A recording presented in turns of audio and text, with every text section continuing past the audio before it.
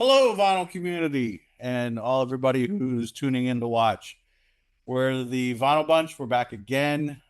We finally have narrowed down some questions for what we've been promising our 7-inch single meeting and tag up. So we're going to just go around. We have 9 prompts, come from all different kinds of sources, and we're just going to celebrate the format of the 7-inch single, the collectability, the memories that we have with it, and things of that nature. So with us as always, we have Baraka Pita, Paul, Jen's Addiction, Jen, Tobias. We're all here present. Let's see, Tobias, I don't think we've started off with you with any before. No. Let's go ahead and let's start with you. The first prompt we had was show a record that reached the #1 spot in any chart. Yes, and I choose this one. Can anyone recognize who it is or which single it is? Isn't that Kim Wilde's Cambodia? It is. Yes. Jen with the win. Yeah, she is.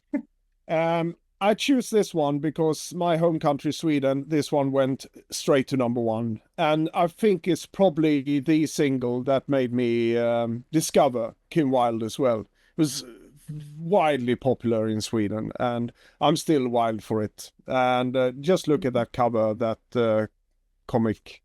It's a great cover. It Really is. cover. Great lyrics, a great composition, synth pop at its best. So, yeah. Kim Wilde's Cambodia. Kim's great. I have that one too. I actually looked at it for a moment. Yeah. Yeah, we haven't had any crossovers of any of our episodes here, I think. So Nice. No, we've been really lucky. So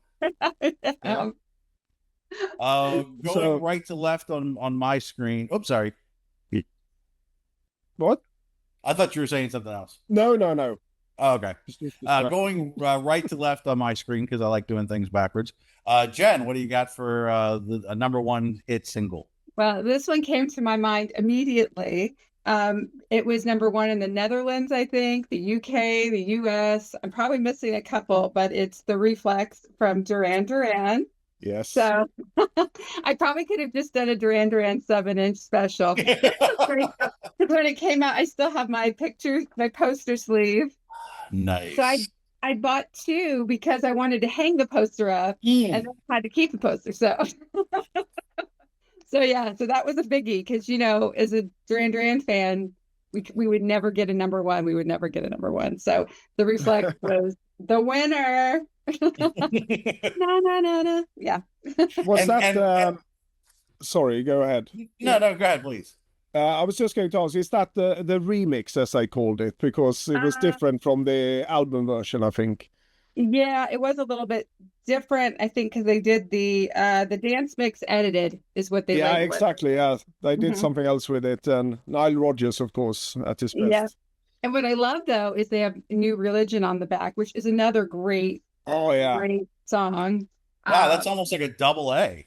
Yeah, I know, right? You can't go wrong. There's so many, but that was pretty big. I remember just like, you listen to the top 40 and then Casey Kasem comes on and goes, man, #1, like how he says it. And I was like, we all back when you had to listen and be excited. What's going to be #1? I have to know. Yeah. And I would record it on my cassette recorder, my boombox. And then you're like waiting for #1. And yeah, so good. So Jen, I got a funny story related to that one. And I apologize to people if we go long. But so I love that song. Yeah. I love the video so much. Yeah.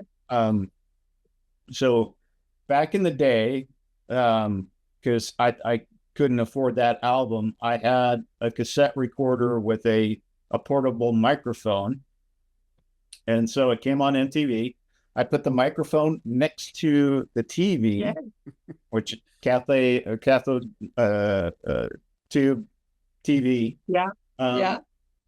And I magnetized the TV screen doing that. So it had this round color panel pattern on the Yeah. center of the TV, and it was our only TV. And Oh no. my dad was not happy, and we had to hire a technician to come in and demagnetize the TV screen. You But I say, got the "Dad, recording of the it's song. But look what you learned. Yes. Duran Duran brought you music education and science combined. Yes, I know. It's a pure Well, reflex. I'm Yeah. probably lucky that when you say that, because I recorded everything straight from the TV, like Yeah. monster movies, everything. I just stuck my little cassette box thing down in front of the speaker and recorded everything. So I'm glad to know that I wasn't alone. No. But at No, least you you were not didn't alone. magnetize your TV screen. Yeah, I have another whole story to that on another show, but not Yeah. magnetizing my screen. Right. Thank goodness. Yeah. Paul, what do you got for your number one single? All right, so people are going to see this and think I'm entirely lame because I picked my records like 5 minutes before we came on. Oh no! And I had to frantically Google search what number one on any chart. So I randomly I grabbed a record, and thankfully it was number one on one chart, and that is the Easy Listening chart from 1968, and that is Classical Gas Oh, nice. by Mason Williams, which I love. Sorry. That's a great song. Yes. And no overlaps, Tim. Did you overlap that one? No, actually, so far we are good. And I have to say, I love this company sleeve as well. So I kind of knew I wanted to do something with this label for this question because I felt it was an easy one, and that's "I'll Be There" by the Jackson 5. Nice. So, and this one's kind of special in a couple ways. It was their fourth number one single in a row, and they were the first African American group to achieve that, or male group to achieve that. And it's considered, well, at the time at least, it was the highest grossing single for Motown during the Detroit era, which was, I think, like officially like 58 or 59 to like 74. So obviously everybody knows the song. It's been covered by Mariah Carey, but it's a huge single, and I knew I wanted to do something with the Motown label for that one, just because, I mean, during that era they had so many great hits. So That's a great choice. Good one. thanks. So Tobias, number two, show a record with music from your teenage years. Yeah, from my teenage years. There were so many records that I had to choose from, so this one was probably the one that took me the longest. But I went with one that maybe not a lot of people will recognize, but it's really good. Yeah. I don't know that. I read that one. Familiar with Shauna that one. Lane, Glad I'm Not a Kennedy. Very good lyrics and an excellent pop song. It's got one of those choruses that you can't get out of your head once you heard it. It's absolutely stunning stuff, and it's one of those singles that I forgot about a bit over the years, but every time I go through my 7-inch singles like I did this week, I was like, oh yeah, that one. So this week I kept playing this one over and over again. It's one of those singles, really.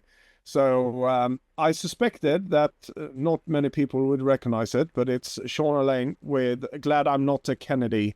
So if you're not caught up on your history around the Kennedys, she will tell you all about it in the next week.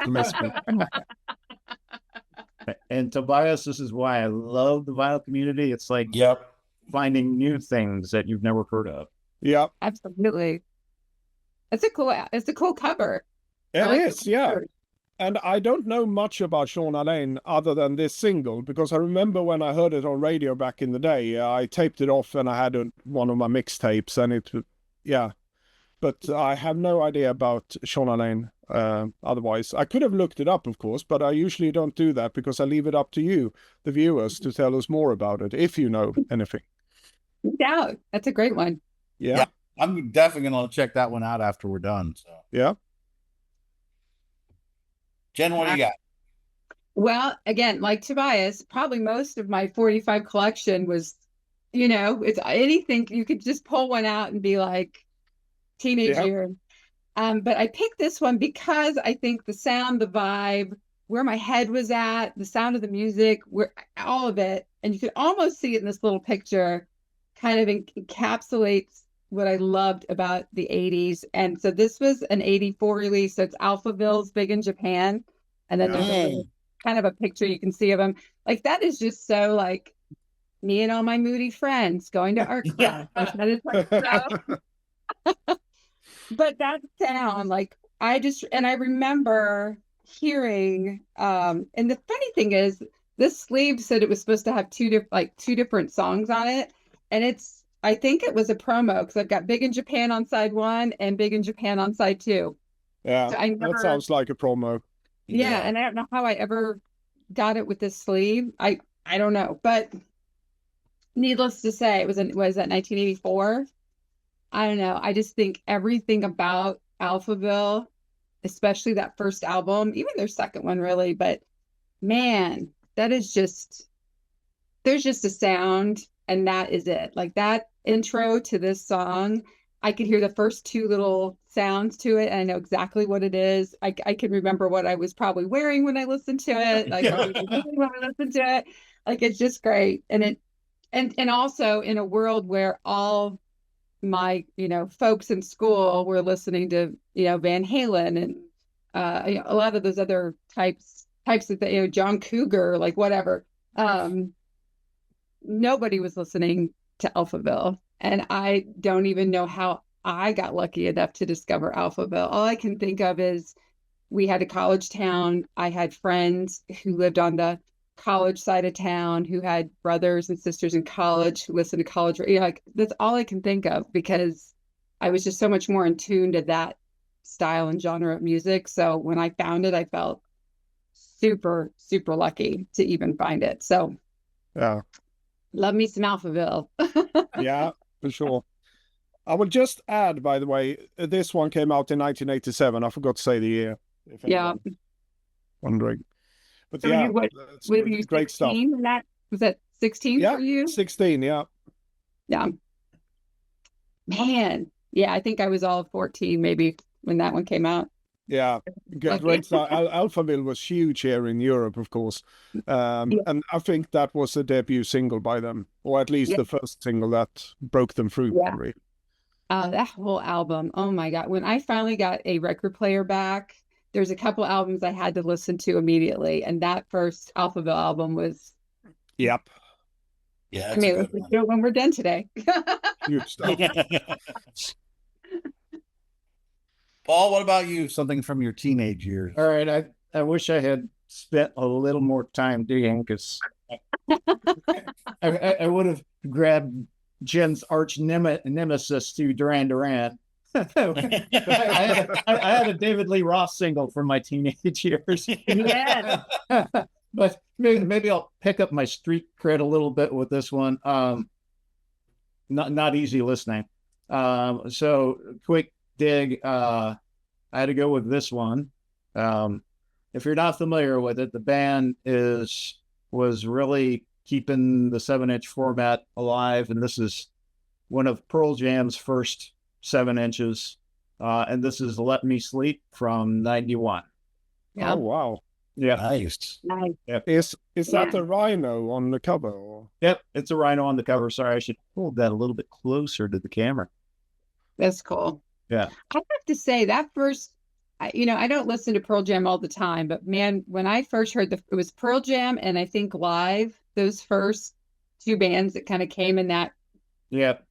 just really blew me away. Like there was just something about everything they made. That first album was at 10, right?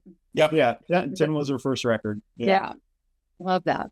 And I had no idea that they released 7 inches. So Yeah, they did. In fact, they still quasi do it.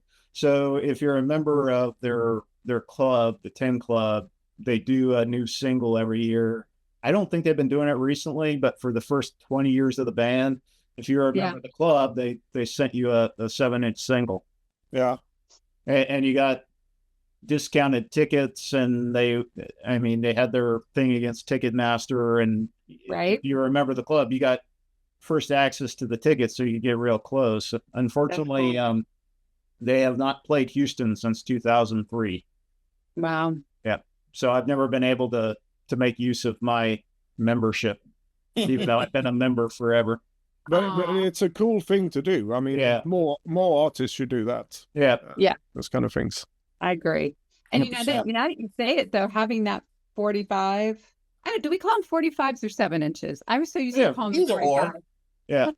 Although there are some cut at 33, That's true. Yeah. That's true. but yeah, truly these are 45s. Yeah, Yeah, you know right. what we're talking about. But if that came out in 91, I would have not have even thought about buying a 7-inch single in 1991. So the fact that you have that, that's great. That's great. They were really big into vinyl. I mean, they did vinyl releases of all their albums, and in fact, they had a song called "Spin the Black Circle," which is an ode to playing records. I would say I wouldn't recommend buying any of their full-length albums on vinyl because they all exceed 45 minutes, all their early records, and so it just sounds really, really thin when you try and condense a full album on one LP. Yeah. Sorry, audiophile geeking.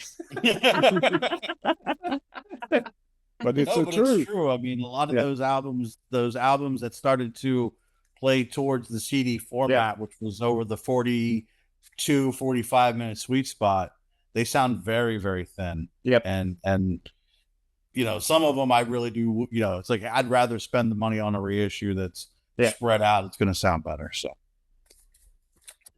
So mine, I'm known hip hop. I'm known for all different kinds of stuff.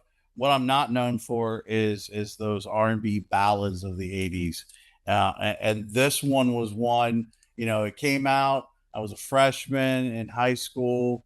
We were starting to go to dances. Girls were a thing. And we were like, oh, this is interesting. We didn't know this was an option. And then this song just kind of, because it was a slow song, but it was also very smooth and it was very tender and reminiscent, and just the vocal performance was incredible. It stuck in my mind, and that's Simply Red's Holding Back the Years. Oh, yeah. I love that. I mean, it was such a complete juxtaposition of what we were used to. It's like, here's this nerdy looking guy who's got red hair, looks like he's straight out of Dexy's Midnight Runners, and then he sings this, and we're like, what the hell is going on? It was absolutely fantastic. And I remember the first time I heard it, I was like, I had to have it. So that single has gotten a lot of miles with me. Definitely something I enjoy. So. That's actually one I acquired as a 12-inch last year, Tom, because I love that song. I don't think I knew that. I mean, it wouldn't surprise me. I would love a 12-inch of that one just because, again, I'm sure I would love to compare the fidelity. The thing with 45s, and even though they're cut at 45 and you get one song and it's on that 3-minute groove, it's still the limited real estate. Yeah. And because 45s were generally a little bit more portable, it's common to see a lot of those without sleeves.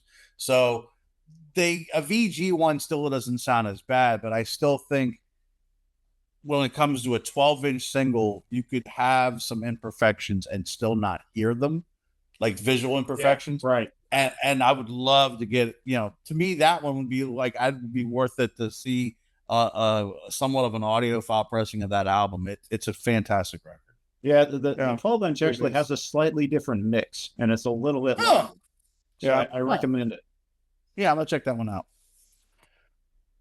right, so- Absolutely stunning stuff from Oh.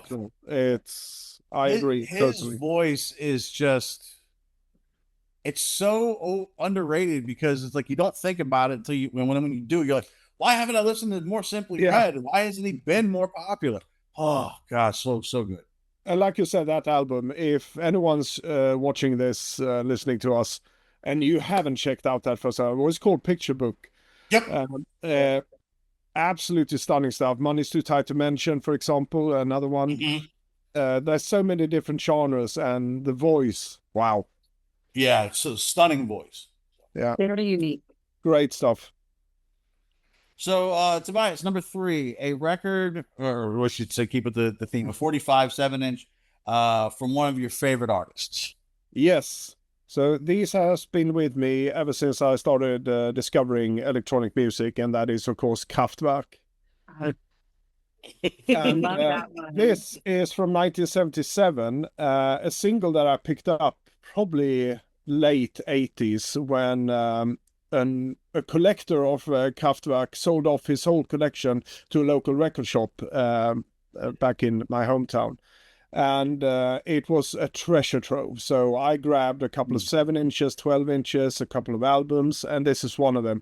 This is actually Showroom Dummies from Trans-Europe Express, but it's sung in French. So it's Le Mannequin. Awesome. Le Mannequin, Nice. even.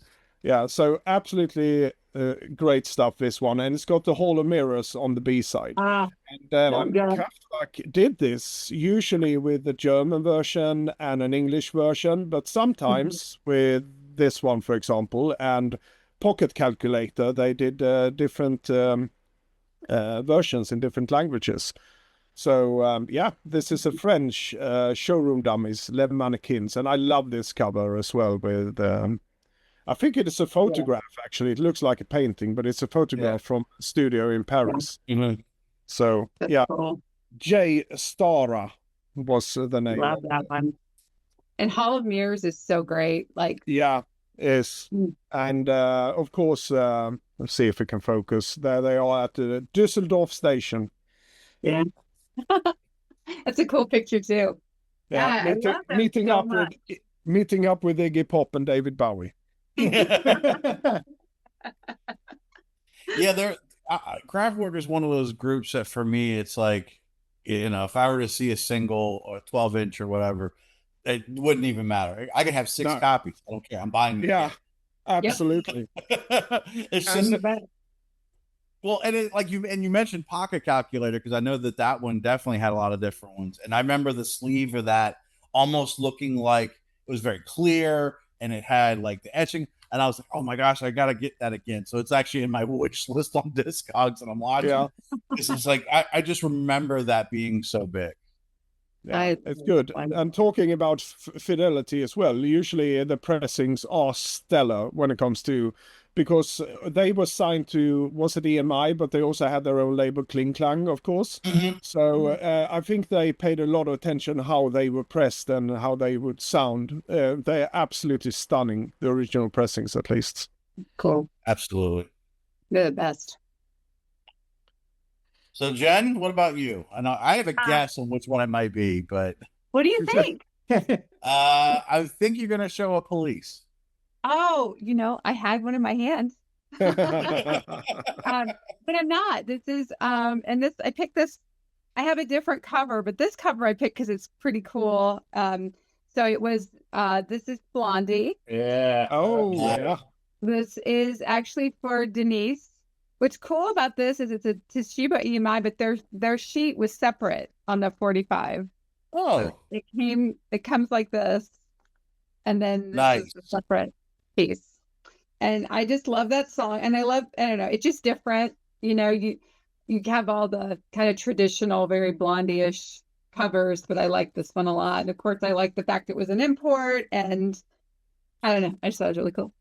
Yeah, it is cool. And I love Blondie, so A lot I of thought that those Japanese pressings came like that. I have a couple of those as well. Exactly the same. It's just like it an the same? insert, and yeah, Yes. it's And really I hadn't weird the been really way. familiar with that. Like I didn't expect it. And is that an extension of like the OB strips? Like they can't really do an OB strip, so Yeah, they do could be. I don't know maybe. really Yeah, why no, they did that. they typically like to do the lyrics of the song. Yeah, So yeah, which is great. I yeah. mean, which maybe makes sense in a different market, but so this is Denise and no imagination is the other side. Denise. Whoops. And a I will great not cover change. picture. It is a cool picture. I'm like, I want her boots. Like, I don't know. She's just jamming. I love it. You know, that's one thing I will say about even with the 12-inch and 7-inch formats is that because you got it's such a visual, you know, you would get these picture sleeves that were just incredible. And Yeah. you would almost be like, look, I don't even need this, but because it's got a great picture sleeve, I have to have it. Well, you know what I find interesting too, and this is just me maybe overthinking the world, which, go figure. So everybody, of course, is into there's like the whole generation of kids, maybe it's Gen Z or millennials or whatever, but everything was focusing on Japanese culture, like anime, and then obviously then you have the Korean culture, K-pop, and then there was food and travel, and I really feel like maybe again, I'm not saying Gen X was the best generation, but we kind of like started really buying a lot of imported records. Like I feel like that era, our era, became easier to buy imported records, and Japanese imports became such a thing. Like it was a crazy thing. Like if I was looking through and ordering Duran Duran stuff from the record store, I would seek and destroy. Why? Because nobody else would have that cover. Like nobody else, the pressings were supposed to be better and things were supposed to be different. And it just,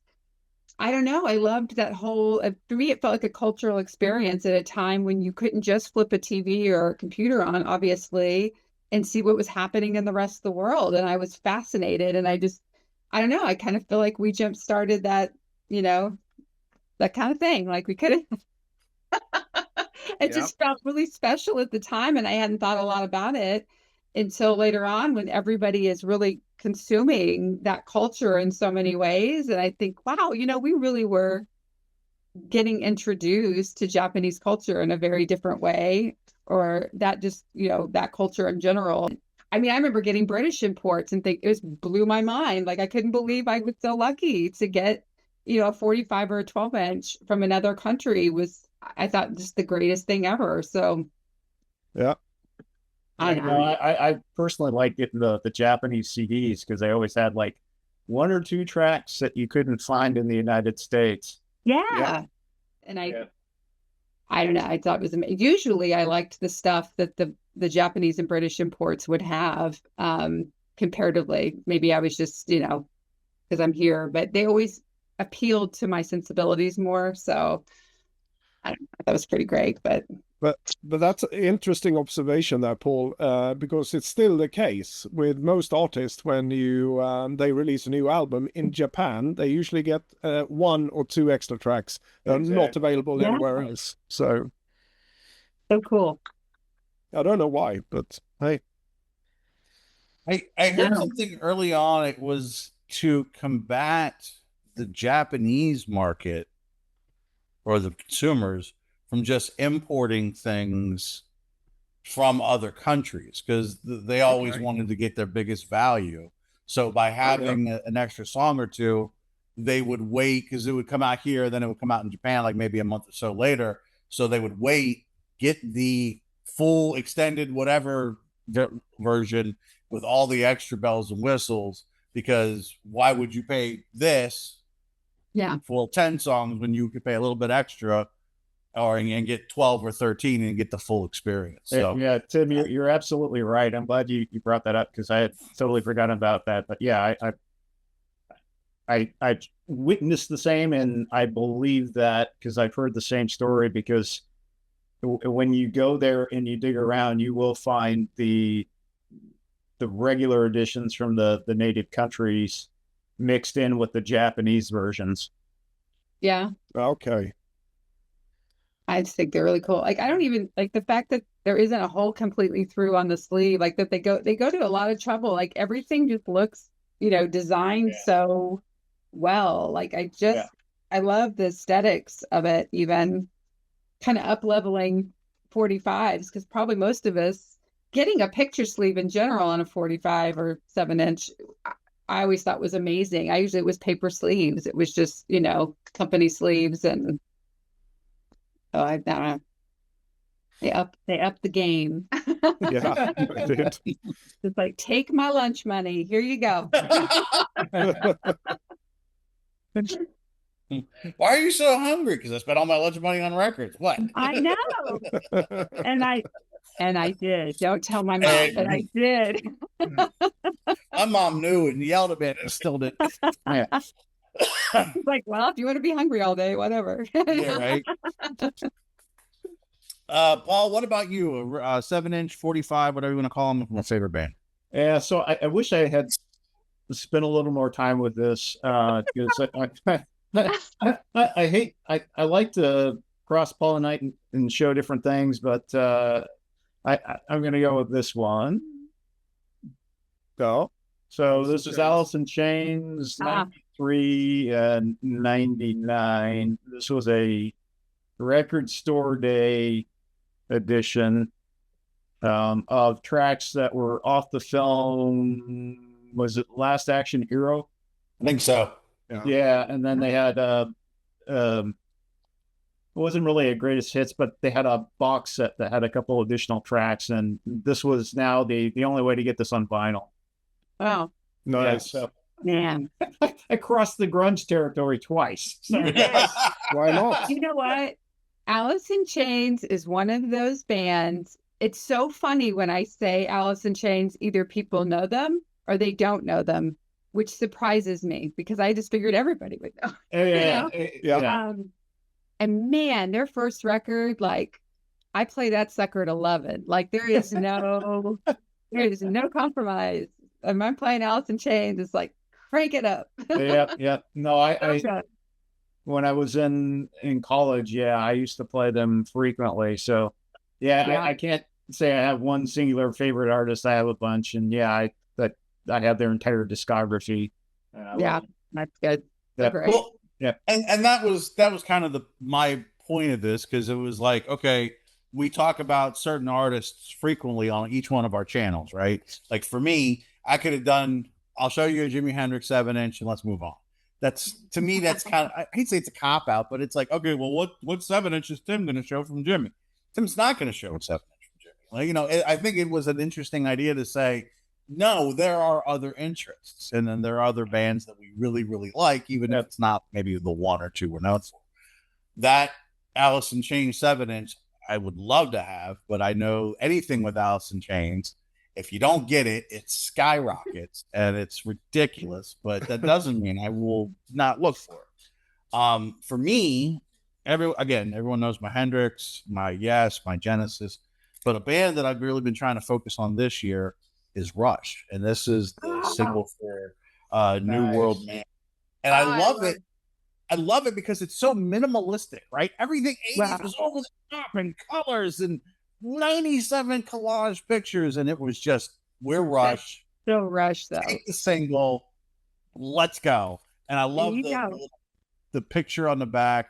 Yeah, I mean, to me, Rush is one of those bands that they don't have a bad album. They're just not as good as the others. To me, I don't even know. Like, I love Rush so much. Like, I can't even. Yeah, I love them so much. and 10-second, just a quick 10-second thing. I have been to Rush. I've seen Rush a couple times. Yeah. 95% dudes. There are very few women that say, I love Rush. They can go, I respect Rush. I get it, but Geddy Lee's voice grates on. I'm like, no, stop. No. Rush is amazing. And they are. I remember going to see Van Halen and getting in a fight with the guy in front of me over, he said that Alex was a better drummer than Neil. And I was like, oh, honey, no, you did not just say that to me. And then we just like went at it like head to head. And then we watched the show, and then there'd be like, we were done. They're like, we're gonna fight some more. Like I was like, oh no. I love Rush so much. I can't even like I can't. Like I just and I don't talk about them a lot on my channel, honestly. But I love Rush. My goal is to see them this year. We'll see, but I don't know.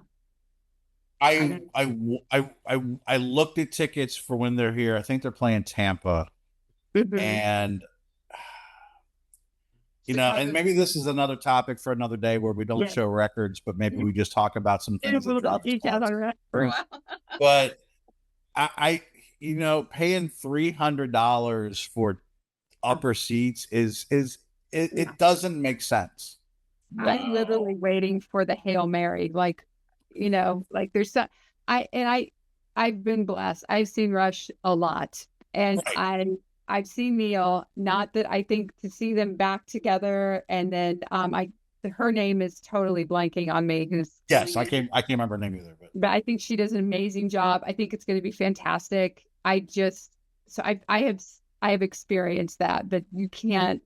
Yeah, I mean, New World Man. I mean, you show that 7-inch, and I could just hear it playing in my head, and you're reveling a runner. Yeah, it's so good.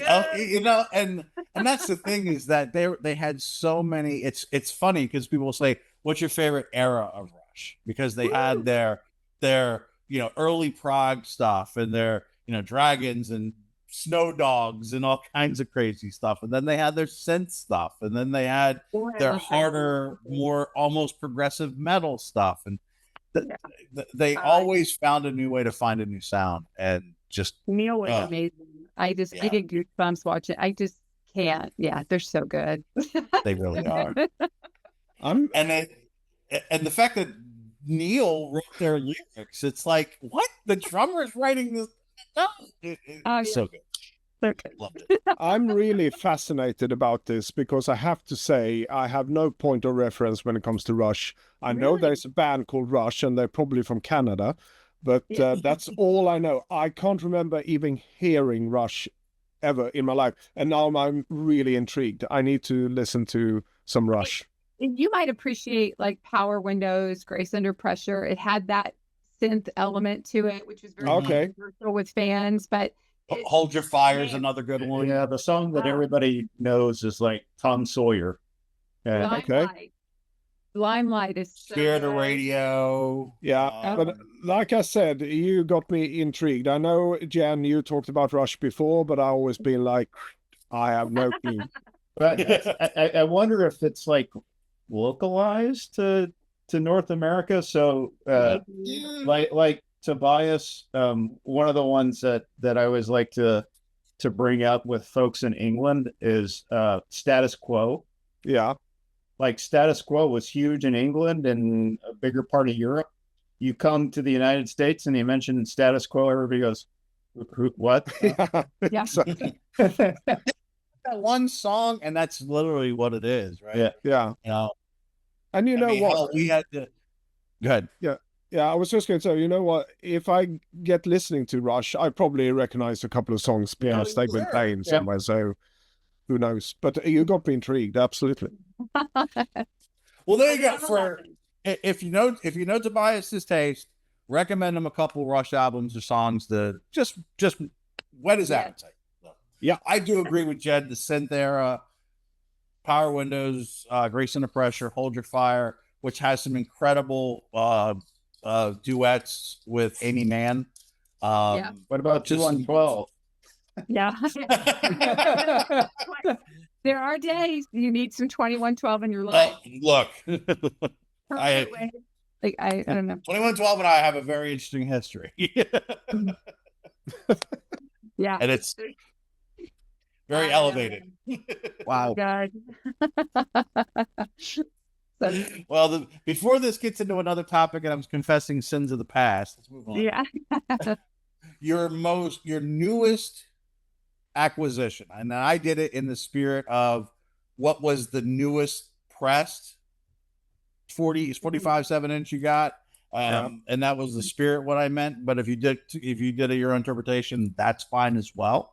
But we'll go with that. So Tobias, what do you got? Yeah, that was my interpretation of it as well. So in December last year, I picked up this one. Oh yeah, I forgot about that. Yeah, I remember you showing. Yeah, wonderful Christmas time with Paul McCartney, of course. It's my favorite Christmas song, so I just have to have it on a 7-inch as well. It was only a single track, really. You could get it on deluxe editions that was released a couple of years ago, but it came on yellow vinyl as well. Nice. So, Oh, Perfect. but the thing is, with this punch out here, it's a bit too tight so I had to really carefully trim out some of the inners here because it wouldn't go on to the puck. So really weird stuff. But yeah, one of my favorite singles. So that was my latest 7-inch acquisition, really. I mean, it's stupid because I already have it on the archive collection of McCartney 2. But hey, you got to have Paul in a Santa hat. yeah, and that picture is just great. Yeah, it is. Yeah, it's nice. Wow. All right, so I took it to mean newest 45 you purchased by the newest band. Okay. That works.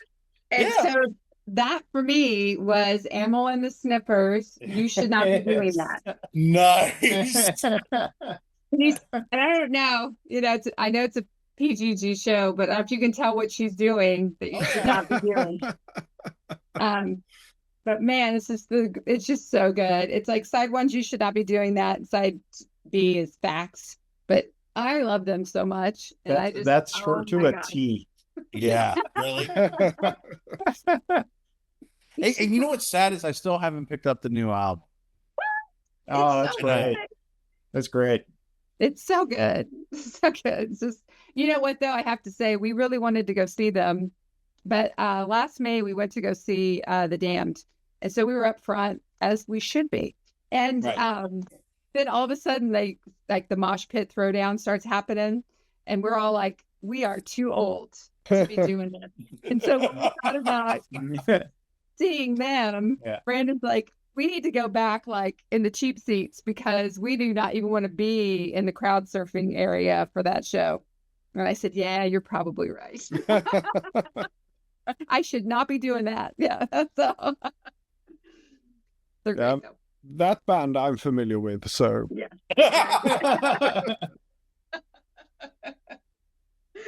so Canadian prog, no. Australian punk, yes. Okay, we got the lot. Paul, what about you? Okay, mine has a story about it, and this is the one that I hinted a little bit during our last hookup because I bought it with intention. So my daughter is in student council, and she was trying to come up with fundraising things, and me being a stupid dad gave her an idea which she immediately passed on. But I had to go find the video associated with it just to show it to her, which she really got annoyed with anyway. And I told her she could redo the lyrics of the song to fit what she was doing at school. But I got to know if Jen and Tim got to experience this back in 1986, because I didn't get to experience it at all because of my geographic location. But I could do the action just as well as anyone could. And that is Hands Across America. We are. I remember that, and oddly enough, I could have been in the line, but something fell through. Come on, it went through DC, it went through Indiana. Yep. Come on. Yeah. Did you get to hold hands? Come on. I just wanted to hold hands. I was in Wyoming. I could hold hands just like anyone else could. I feel like I don't remember. I don't remember. Does it give the date when they did it? Because I feel like we got pulled out of class for something. Maybe we were still in. that was like the end of the school year. Yeah. It's possible. Yeah. I can see that the song just left an impression. Maybe not. I don't remember the song, to be honest, but I remember Come on, that. But the video had C3PO and Robin Williams kind of just like doing the wave together. Yeah. Yeah. Toto did the music. Yeah. I do remember that though. I feel like I feel like there were a couple things happening around that era, and I could be off on this date, but I also remember raising money with candy bars because they redid the Statue of Liberty. I think Okay. they were doing that. So there was that happening. And then there was like Live Aid and We Are the World. And then there was like, I remember it was like the era of like large collective. So you want to know what the B-side was? What is it? Can't I see can't it. read. The Well, I mean, I can't B-side read. is We Are the World. Oh, Yeah, wow. it says it right there. Yeah. And that came out the year before, right? Right. And it was the same organization that sponsored it, and you could get T-shirts, and there's Yeah. videos of Ronald Reagan holding hands with Nancy and a bunch of school kids. But they almost made the complete chain across the United States. Wow. Yeah. Where was the Indiana location at? Indianapolis. And then it went up to Chicago? Yep, went up to Chicago.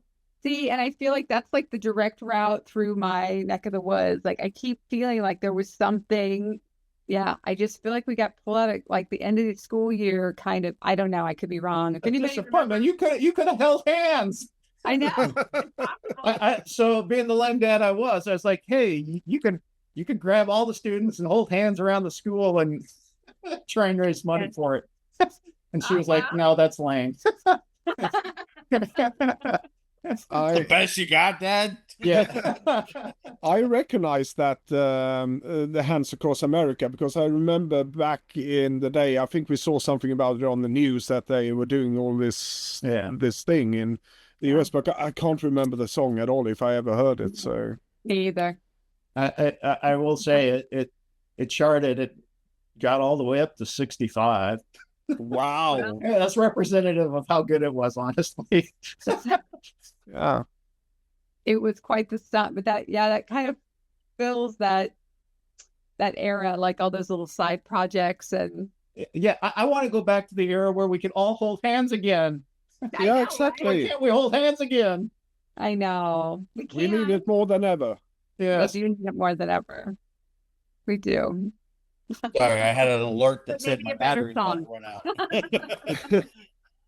It's like, no, not the battery running out. So what? Make sure my laptop is plugged in. All right, so mine is a reissue of a song that came out in May of last year.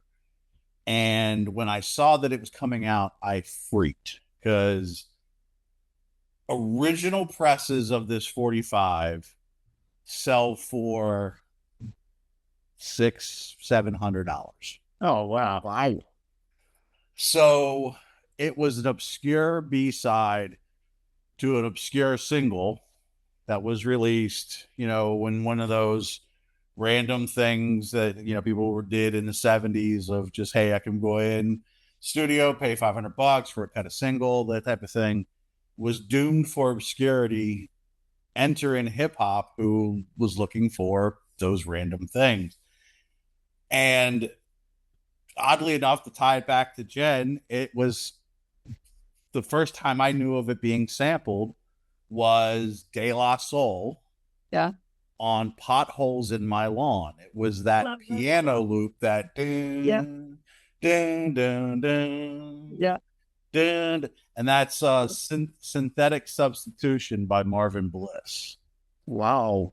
So this one, they didn't even make it look like the original, which is fine. That's the 7-inch. So they got the rights. They did a reissue. The B-side is a remix of the same song. The original song, this was the B-side, but the A-side is, I've heard it, it's fairly forgettable. but this one is just it's a fun, enjoyable soul song from the 70s. What it was doomed for obscurity until, again, these rare hip hop DJs who have found these obscure beats or whatever. And obviously, these kids couldn't afford these. Because back then, it would have even probably been expensive. So they were getting these bootleg Ultimate Beats and Breaks records and things like that, which is where a lot of that stuff was sampled from. But there was a series that they used to have on YouTube called Crate Diggers, where they would go and go to different DJs and producers' houses, and they went to Dan the Automators, and he had this, and he had the Honey Drippers and Pete's the President in glass, and in the little plaque that said, "In case of emergency, beat needed, break glass," because it's been sampled hundreds of times. But yeah, it's like I said, they hundreds of samples from it, but the one everybody here would know was Potholes in My Lawn. So when I saw that got reissued, I was like, I think it was like $17. I'm like, how are you gonna charge me 40? I would have bought it. And it's when I'll spin, I'll dance and be happy, and then move on. So this was your latest acquisition of a 7-inch. It was my newest. Released. Yeah. When did you pick it up? Sorry if I didn't. Right out in May of 2025. Oh, okay. That's nice. Yeah, I bought some since, but they're obviously older presses and stuff like that. That's my newly pressed 45. Yeah. Cool. That's very cool story. I'm gonna have to look it up now. Yeah, it's an interesting, and when you hear it, you're like, I know that part. I know that part. Yeah. It's the drums and it's that piano loop, and you're just gonna be like, oh my gosh, I hear so much. Yeah. So, and that's what I love about the sampling era, is that you hear something and you love the way it got looped or chopped or whatever, and then you go and check out the original, you find something completely new and interesting that you love, and then you go down another whole rabbit hole. So I love that I'm still learning about music from the sampling era. Love it. That's cool. Cool. All right, so number 5, Tobias, you bought the single you bought for the B-side. Yeah. And I said this before we started recording. This was my hardest one because most of my singles I bought because of the A-side, right?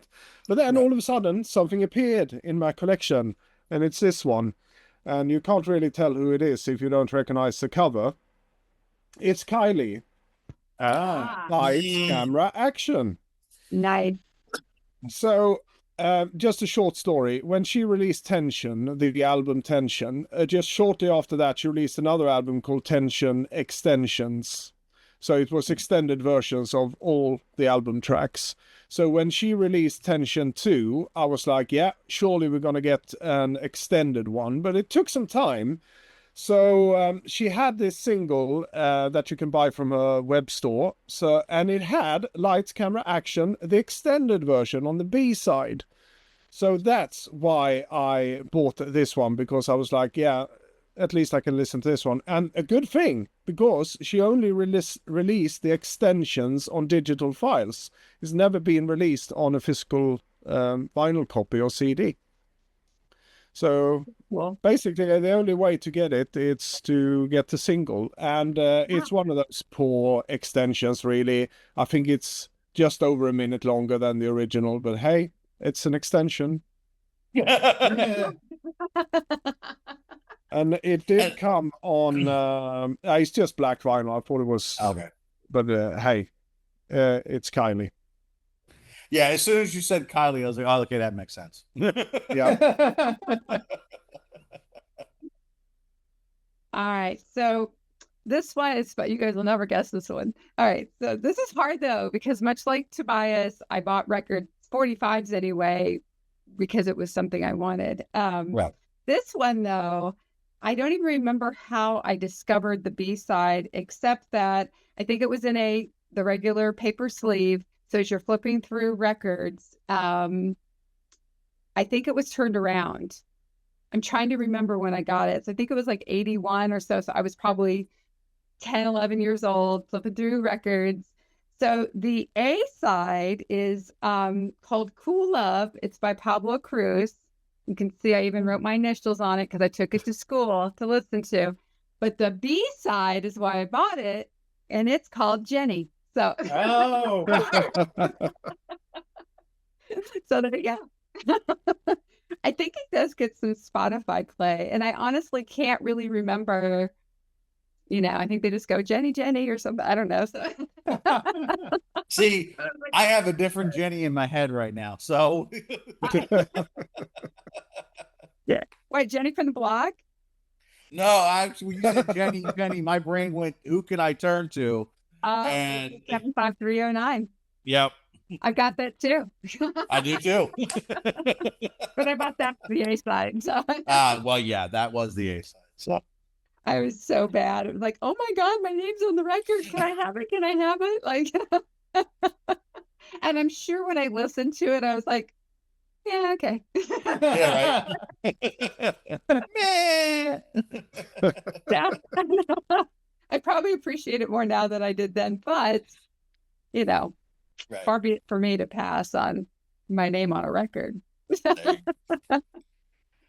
Trust me, I am a geek, especially having been a former DJ. Whenever I heard someone say Timmy or Timothy in a song, Uh-huh. I would geek out. So I'm right there with you. Yeah. I will say though, later in life, when I was old enough to date and go out, if somebody was of the right era, they'd be like, "What's your number?" It's 67530. I'm like, yeah, no. See, and I remember the stir that song created where everyone would in their hometown call that number, ask for Yeah. Jenny. They were like, we gotta know. We had to discontinue the number for a long time. I remember the issue with that. It's so I good. think I did hand it to people I didn't really want to give my number to, maybe a couple times. I'm not gonna say I didn't do that. I think I did, but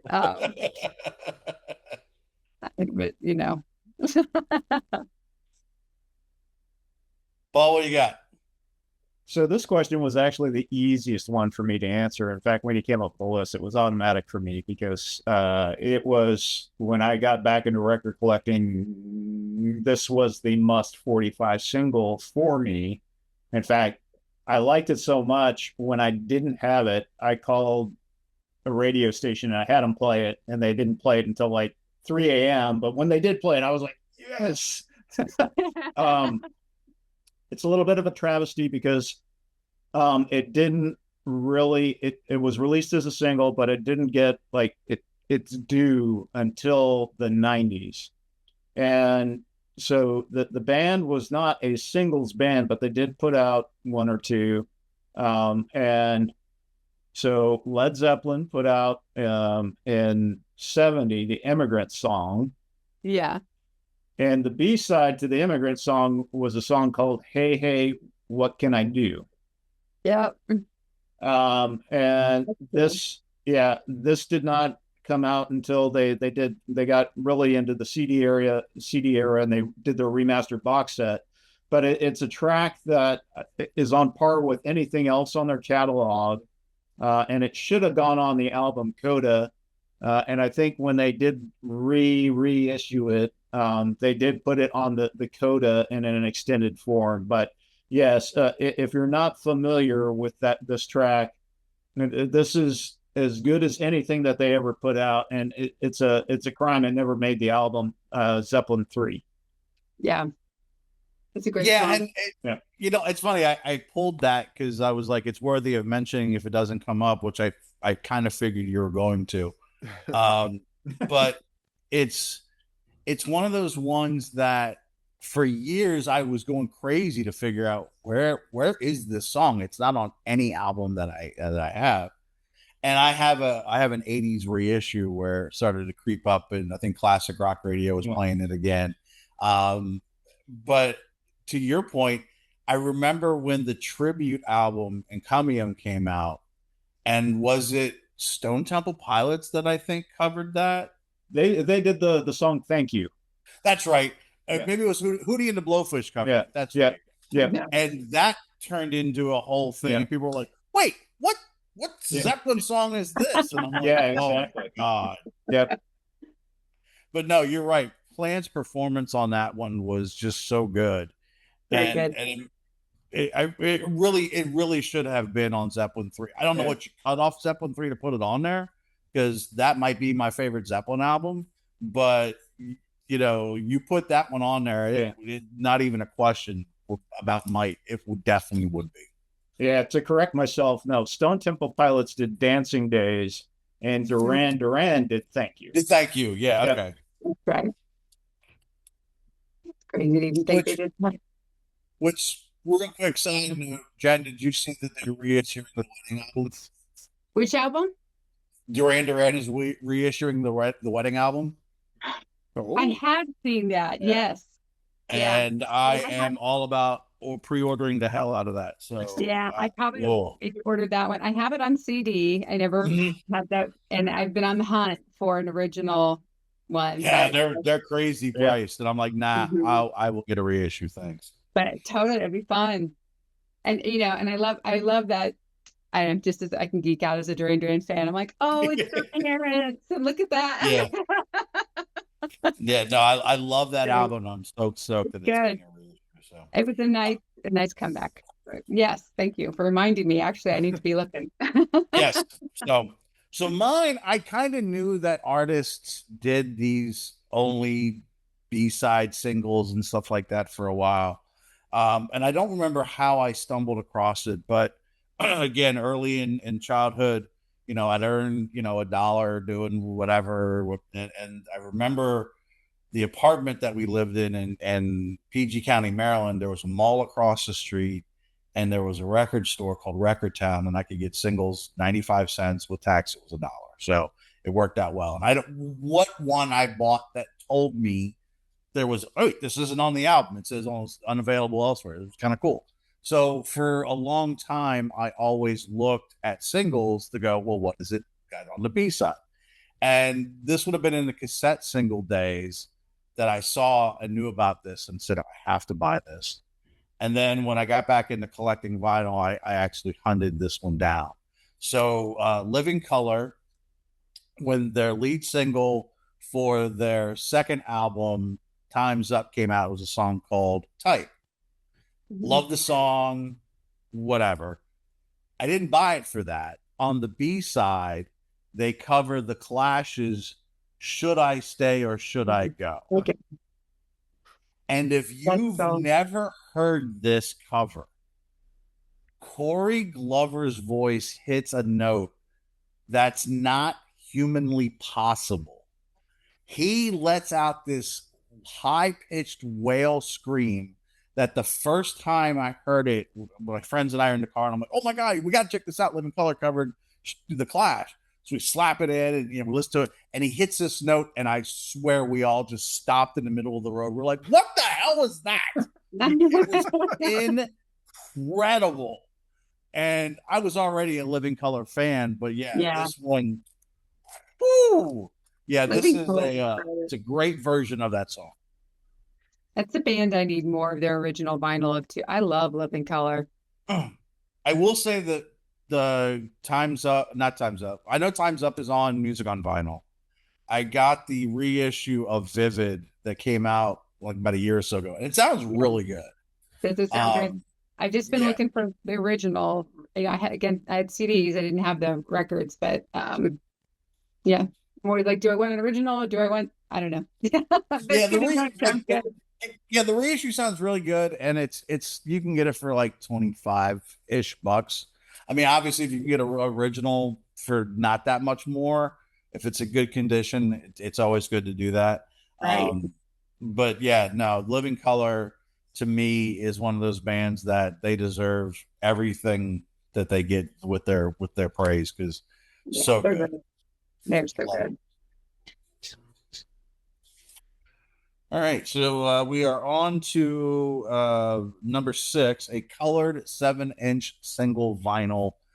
Tobias, you've already shown it. Yeah. So Yeah, what you I got? did. I actually have quite a lot of colored vinyl, it turns out. So I picked one from The Audience. So this is a band. This was a breakthrough for Sophie Ellis-Bextor. She was a lead singer for The Audience, and they released a bunch of great 7-inch singles. And this is one of them. It's called I Know Enough, and I Don't Get Enough. And it comes on these absolutely wonderful radiating cool. green. I love that. That's a It I like great. the label. The label's neat too. It is. If I can show it the right way around here. Yeah. It's cool. So it's an indie label that they were on. They were an indie rock band kind of thing. Yeah, really good stuff with a great voice, of course, to match it. So Did you get her new album? yeah, I did. Is it Perimenopause. good? It's really good. It was in my list of best albums of last year, 2025. Okay. Yeah. Yeah. Okay. Yeah. Now It's, I remember you showing it. Yeah, it's more back to where she started with the disco pop Okay. kind of thing, but she does it so well. And Yeah. I love the Kitchen Disco album. That was great.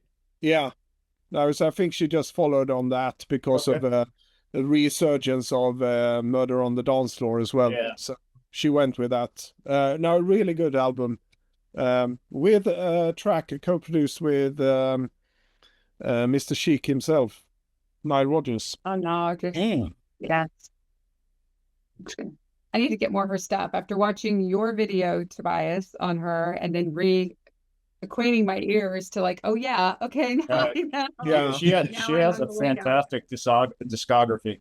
I don't Yeah. know how well she's been received really in the US. I know she's been touring there at the end of last year. She did a couple of concerts, but I think it was Yeah. mainly in California. So I think so too. Yeah, I wasn't really truly exposed to her until I went to Europe, but at the time I was there, I mean, Murder on the Dance Floor had come out, and of course there was the track with DJ Spiller that she did the Yeah. vocals for that was playing all the Groove time. Jet. Yep, Groove That's a Jet. good one. Yeah, and that's when I got a 12-inch. Yeah, That's awesome. that's good. Yeah. People need more Sophie Ellis-Bextor in their life. You're right. I would agree I with know that. All right. So it was kind of hard. I didn't have as much colored 45 7 inches as I thought I did. But then again, no. But what I did choose was the Cramps Big Black Witchcraft Rock. It's got Butcher Pete on the second side, but it's their label Vengeance, so it's on red. Nice. That's a nice red. Yeah, this It is. you know, you can't go wrong with the Cramps. No. I was gonna say nobody here is shocked you showed a cram 7. Comfortable. No, I No. It's pretty cool. Yeah, I love that one. But yeah, it seems like a lot of their stuff. Again, there's just things I know I just could go on a tangent and I won't, but I just feel like there's a lot of things I pay attention to now that I don't feel like I saw a lot of. Like I didn't see a lot of colored 45s. I didn't see a lot of 7 inches with the hole versus the larger disc, like puck, you know. I finding those, I thought, ooh, this is exotic and different. Like I didn't have it, just so many things I just didn't see. And then now I do, and I think, where have I been? Like where did all these wonderful things come from? It was just, I feel like I just saw the same Chrysalis label over and over, or the same Sire or whatever. And it was just basic black vinyl will be a hole stamped in it and out the door. So I don't know. So I'm mesmerized. It's like I'm in a candy store. Like, wow. But a lot of their records of that era too are colored in some capacity. So Yeah, I was gonna say, like, it feels like the whole, and I know that there's a million subgenres of what we would have said back then as punk, but punk really embraced the limited idea of 7-inch and colored vinyl and crazy packaging and minimalistic. And it was a 7-inch. You played it at 45 RPM, but you got 6 songs on it. You don't know how that happened, and, you know. But they're all it like was 30 seconds a piece. So yeah, Enter Dead Milkman. Yeah, so good. And what's crazy is that I grew up right outside of DC, and I'm granted now you're not saying that the DC is a mecca of punk, but we had some punk. You had the punk bad from there. brands, man. Nathan Scott. Exactly. You know, Yeah. and Ian Mackay and Yep. Henry Rollins was originally from Arlington. It just there's a lot of punk history in that area. I don't recall in the 70s and 80s going into a record store and seeing these crazy punk 7 inches there. I just don't. No, because you But bought I'm him with at you. shows. When I see them, I'm like, I want to learn about this. Yeah. Yeah, I remember seeing most of the punk records, like Naked Ray Gun or Yeah. trying to think of other things that came to mind. But you went to a show and you bought them at the show. Like I didn't see them necessarily in the bins unless you were at a college record store radio. Like then you Yeah. might see them, but That's true. a lot of them were purchased at the shows. Like that was just the hustle or out of the back of their trunk on the way to the next show or whatever. So It's true. maybe they got a deal on colored vinyl. Maybe it was cheaper. Maybe it was like some weird, like if you buy 50 of these, we'll give you, Yeah, right. maybe. You never know. It's very punk rock. Yeah, then. that's well, yeah. I mean, anything against the norm, right? Yeah, That's right. I think that was rather why they choose colored vinyl is because to stand out from the rest, breaking free from the black teediness of all the other Yeah. 7 inches. Perhaps it's just my theory, but yeah. Could be, well, if you're bootlegging stuff too, I noticed like I have some bootleg cramps at that era when they weren't allowed to record. And so people were just hungry for cramp music and there's so much bootleg material. And it's always some really weird, dull purple or like a mossy green or something. I Yeah. always think they must have just had a discount. Like you pay this much for black or this really weird color that nobody wants. Yeah, right. Nobody's using this one. Yeah. Yeah, nobody used that, so they bought it anyway. But I have a lot of colored vinyl bootlegs, but they're not the prettiest colors. No. They're like the oops colors, like, oh, Yeah, right. no one told us red and green made brown. Like, there you go. So Well, I'm sure you got some unique pieces. What you got? And so this one, before when I saw the question, I was like, I don't know if I had anything. And then I brought out my box and I summoned to it. I actually had a lot more than what I expected, but so this is kind of bugging me. Are you guys shrink on or shrink off? off, Off. usually off.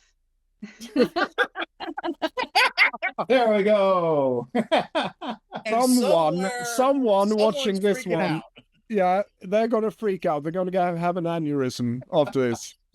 Just save the sticker, Paul. Save the sticker. Yeah. So yeah. Okay. Air's Playground Love with Yes. Gordon Cracks, who Yeah. is actually the lead singer of Phoenix. So this is one of my favorite tunes from the French electronic group Air. It was a record store day. I just ripped off the sticker, but it came on this lovely yellowish type color. Yeah, Oh, nice. Yeah. with amber. Yep. Yeah, no, that one's. I honestly, I don't even think I knew that Air had a 7-inch single out there. So now I'm intrigued. Yeah, I Yeah, remember that one. Yeah, they did this specifically for record store day. I think they had it as a CD single. Yeah, I just really love the song. But yeah, I had more colored pieces. In fact, I had one with I couldn't find it this morning when I was grabbing it, and it was my original one, but it had glitter pressed in the wax. Yeah, colored glitter all pressed in the wax. And then I have another one somewhere which I couldn't find either that has yarn. Colored Yarn. Yeah, pressed in the wax. Wow, that must be a thick record. Yes, yeah. My But goodness. I don't think I would play it because Yeah. when you're pressing an already thick material, I'm always worried about the needle getting caught on things that pop out of the vinyl. that would be my cringe on the glitter, because that would be easier for it to pop out. Yep. No. Well, is that Mhm. different than like I just got a new oh my gosh, I got a new Damned record, the new one they just released, and it's got like a sparkly glitter pressed in there. But I can't feel it. But yours are like much more visible, like chunky Yeah, glitter? it's visible. I have another record. There was another label that liked to do creative stuff like that, and Yeah. they had concert posters kind of ripped up and torn, but pressed in the wax. Oh Yeah. wow. You could see parts of the poster, and some of them were okay, but others of them you had paper popping out. I'm like, beautiful to look at, not wonderful to play. Yeah, right.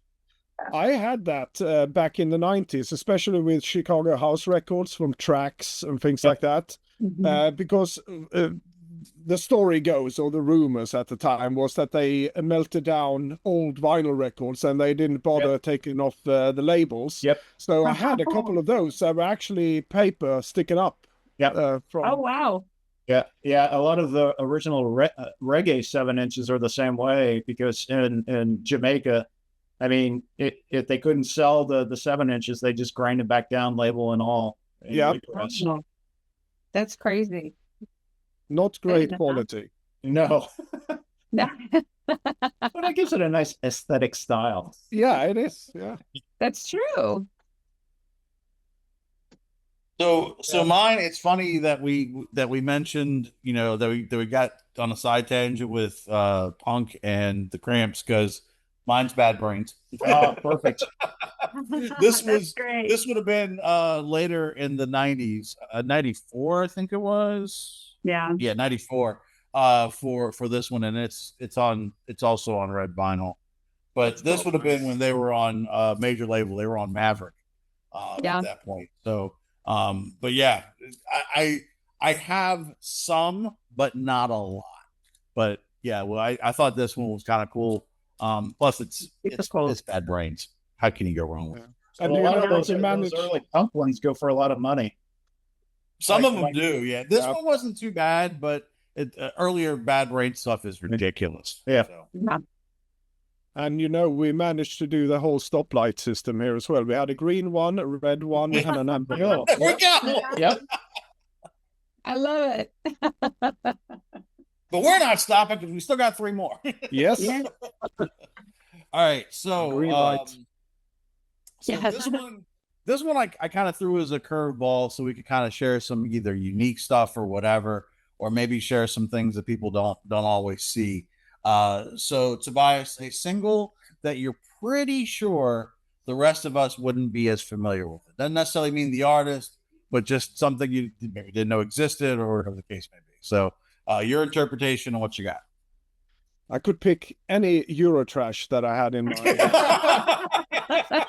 It was pretty easy for me. Yeah. Well, I went with Fad Gadget with Ricky's Hand. This was on Mute Records from 1980. I'm pretty sure none of you have this one, but I can. Absolutely fantastic stuff from the creative minds of Fad Gadget, or Rick Tovey, as he was called, his real name, and Daniel Miller, who was label boss for Mute Records. So I don't know how well you can see it, but there is an instruction how to do a handshake as well. Gruesome. But what I really love with this one is really catchy synth pop song, really. But there is an important message down here. It says important, and I will read it out. Only synthetic sounds sources have been used in the making of this disc, excluding the voices, of course, and some tape loops they used. And they also highlight the Black & Decker V8 double-speed electric drill as well. Because in the chorus of the song, you have this electric drill that they recorded as a sound. And the funny thing, throughout the last chorus, they make a tonal change by revving it up a bit more. So it's electric Nice. drill have a big part in this one, and I absolutely love it. Yeah, I'm really intrigued by that now. yeah. The our good friend Hannah, the Omaha introvert, is a big Fad Gadget fan, and if you go back and you look at some of her videos, she likes featuring them. Yeah. That's cool. And I've been privileged to see Rick Toby or Fad Gadget on stage before he unfortunately passed away way too early. And he had this antics. He was absolutely wild on stage. You know, it was this whole punk aesthetic. He used to cover himself in shaving cream and feathers and things like that. It was absolutely wild. I love that. Great artist. So yeah, to anyone's watching this one, go and check out Fad Gadget if you like that post-punk kind of stuff. Is it kind of like when I think about Skinny Puppy Live? It was such a visual show. Yeah, very visual. But he was a one-man show, right? And he had the energy of 1,000, really. But yeah, Wow. absolutely That's Skinny cool. Puppy kind of levels of showmanship. Cool. Yeah. Love that. All right. Well, I don't know if you guys have this or have heard this. Yay. I love this. This is a spoken word record based song. But oh my gosh, I don't even know. I've had this since I was a young kid, and I something must be wrong with me. Okay, so it's called Love and Death and the American Guitar. Wow. And it's by Jim Steinman.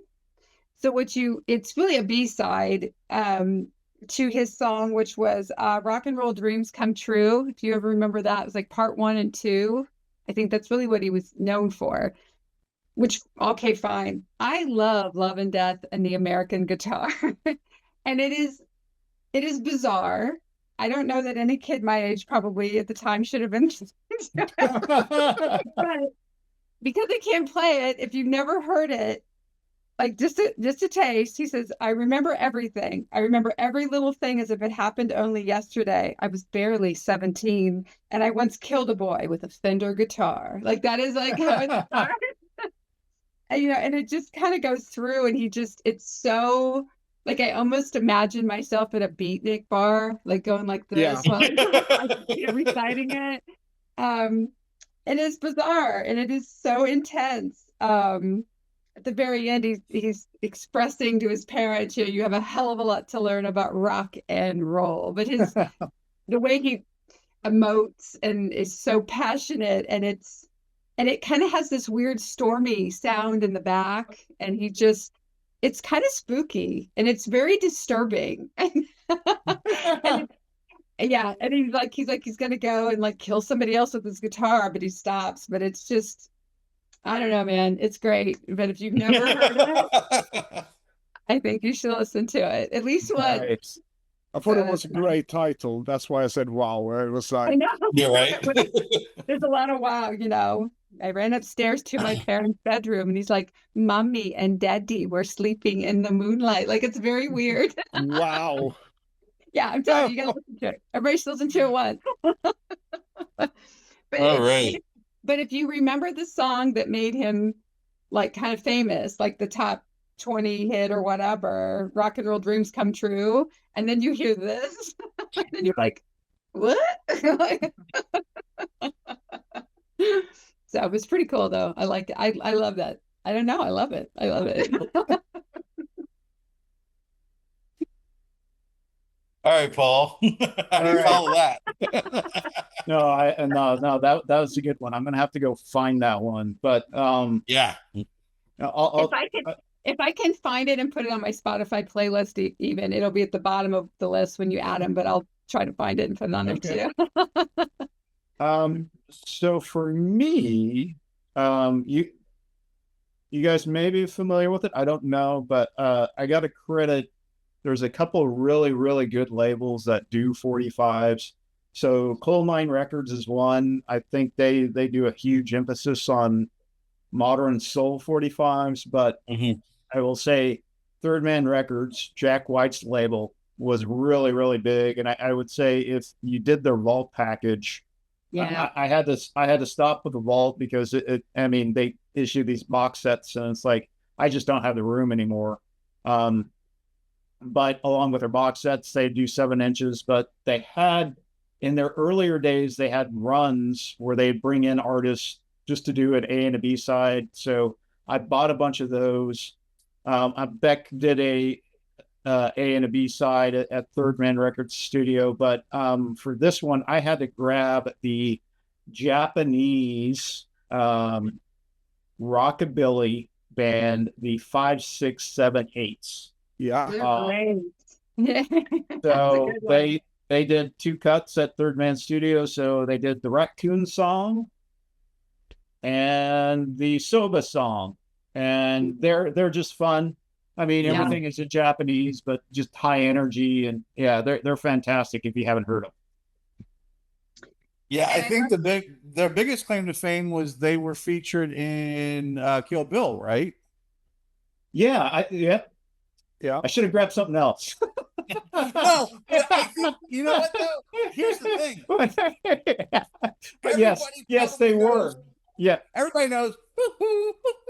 yep, they did that song.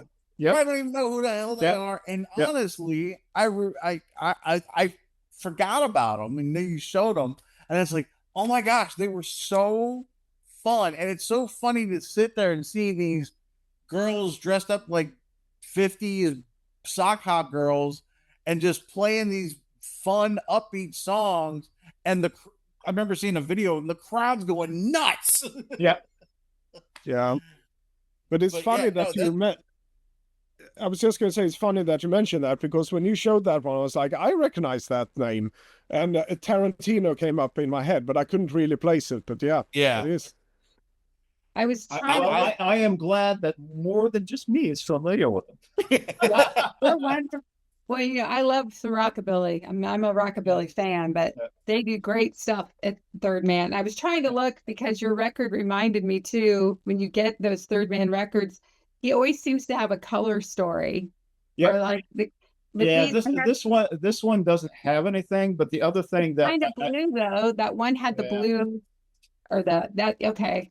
And I think we went there last year, which I've got one of those. I tell anybody who's not been to the Nashville store, it's fun. It's so cool to see. But he does the coolest covers on this is just Dead Weather, but the coolest covers, you know. But I loved yours though. I thought these were the same. Yours has that the 5, 6, 7, 8 on the cover. It's kind of like a bluish background, right? Like a blue tint.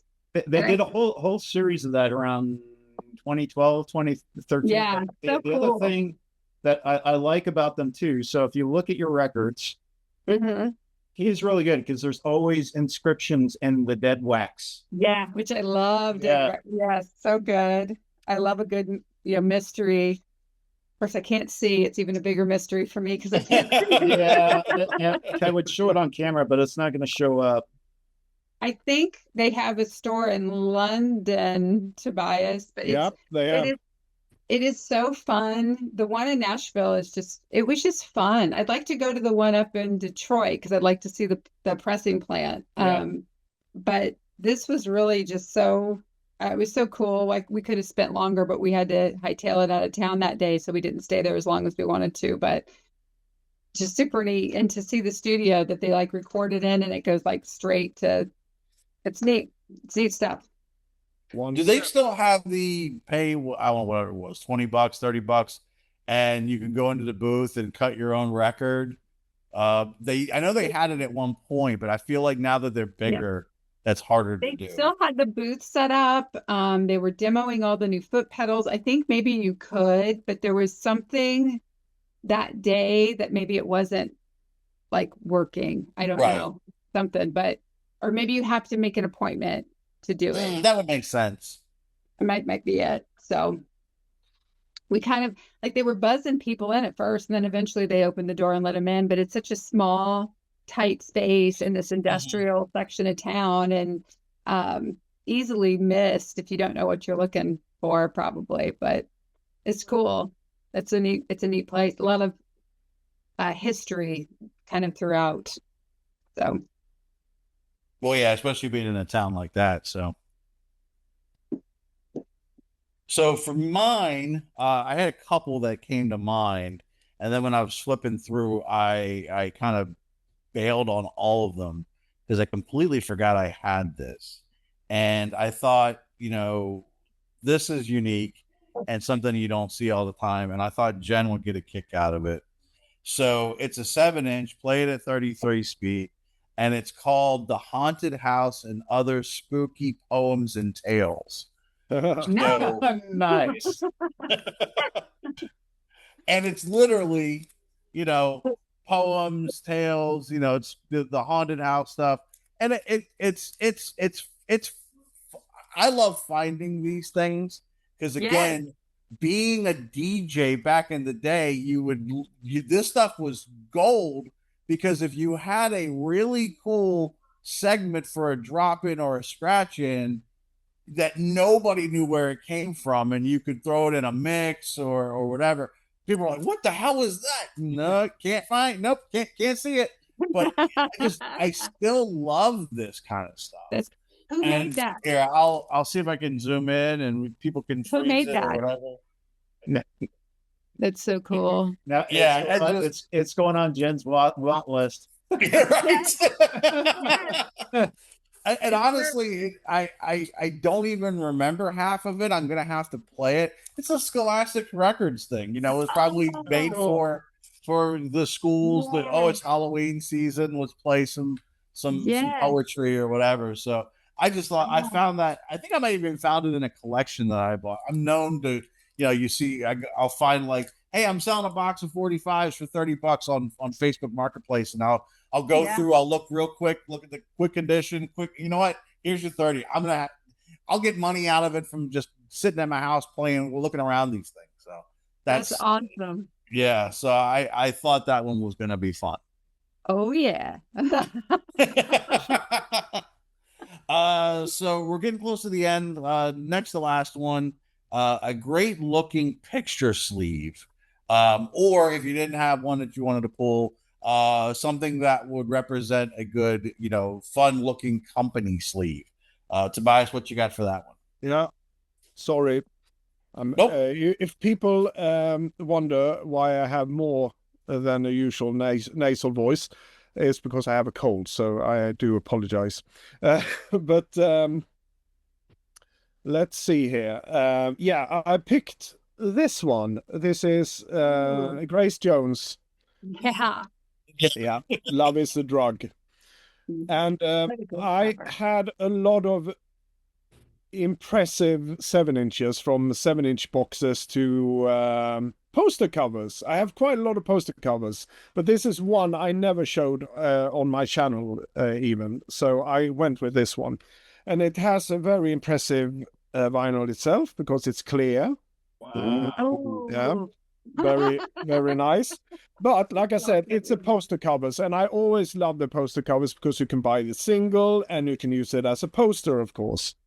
And this is no That's awesome. Yeah. So it's a collage of different iterations of Grace. But then nice. Cool. So cool. That is so Grace Jones. Yeah.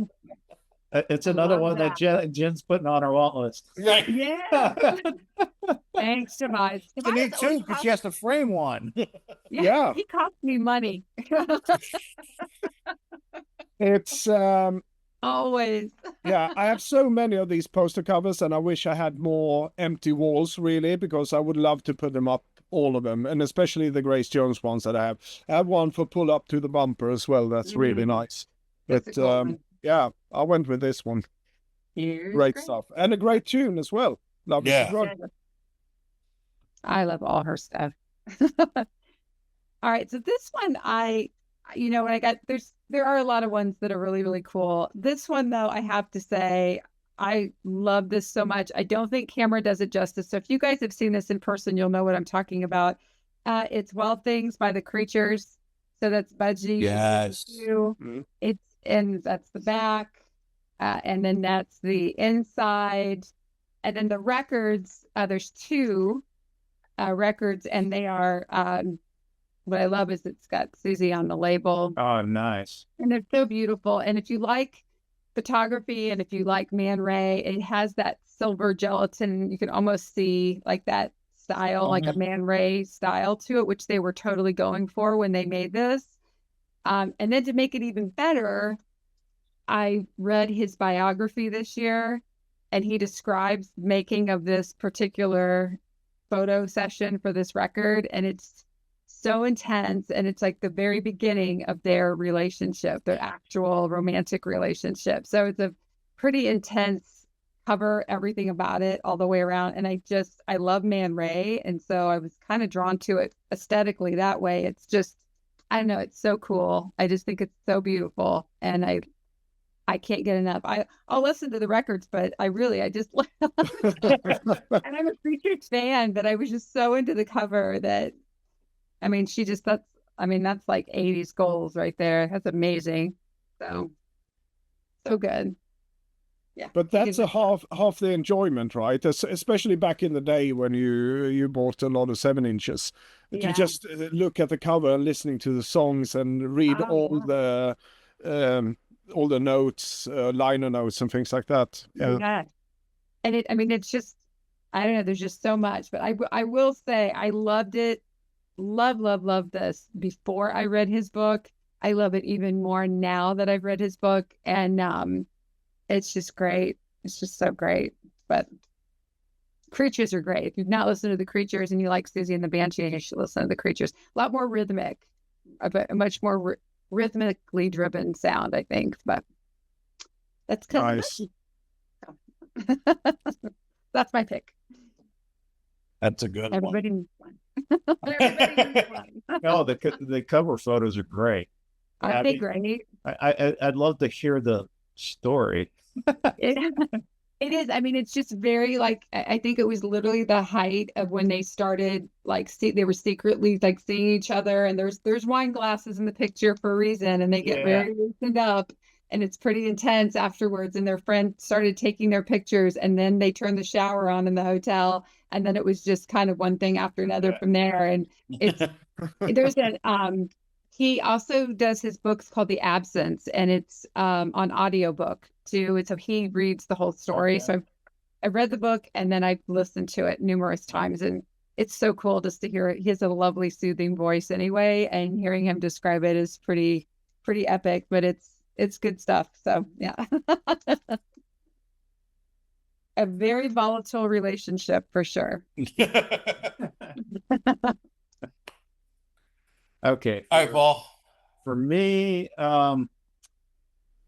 this was a quick grab, and like I said, I got into my 45 bucks yesterday, and I was like, wow, I didn't remember buying it. And then it started to click with me. But yeah, me showing this shouldn't surprise some people. But this is Yuri Gagarin. This is the date of his launch up here. And then the back has everything in multiple languages. And I recall I played this once, and it is mission audio from his one orbit around. And it is actually a record from the Soviet Union. Well, I don't know how well this is going to come out. Oh, wow. It's cool. Yeah. But yeah, really cool. I like some of the Soviet art from the time, and this is pretty representative of the Soviet art from the time. Yeah, for sure. I wonder. It looks very printed, like multi-layer, like the color printing on it looks very pretty. Like I think it is. And I can't remember if I bought it online or if I bought it. I might have actually purchased it in Russia. So back in the 2000s, it was great because you would go into antique stores and you could find all kinds of old Soviet paraphernalia and just buy it really, really cheap. But unfortunately, one of the things that I've always wanted to own, but I learned about it late in the game, was the bone records. Yes. They cut it into the X-ray film. Do you have? I did an episode on bone music. on Bone Yes, I Records. remember that. Yeah. And the book. Did you see the book I had on that? Yes. It's really cool. Yep. What a story. And I'm sure you know all the things that are online to watch, but the interviews, the guys who go in and interviewed for that are just, it's intense. What a great story. Yeah, and it was interesting going over there at that time because people couldn't afford a lot. And so they had this market, which it was just gigantic. And it was 2 stories of, I'd say 90% of it was bootleg CDs and software. Wow. So you would go in and you would get bootleg CDs for the equivalent of $1.50. And then you could get Microsoft Windows and everything you ever wanted there for like terribly cheap. But Putin put an end to it when the Russian artists started to get bootlegged and they weren't getting any money. And so he's like, we got to get rid of the bootlegs. Yeah. Yeah. Yeah. But it's Yeah, those are great. fascinating, those kind of things. I have somewhere in my collection still an album, an LP with some of the transmissions from the Apollo 11 moon landing as well. And when I was young, I used to listen to that all the time. I didn't understand much of it because a lot of it is scrambled voices and things like that. But it's all there. And I was so fascinated. Yeah. So really fascinating records, especially that one. I mean, Yeah. Yuri Gagarin, It's just a nice piece of history. yeah, it really Yeah. is. That's awesome. Yeah, some of those artifacts from the historical side, we get audio files or video files now of launches and you can save them or whatever.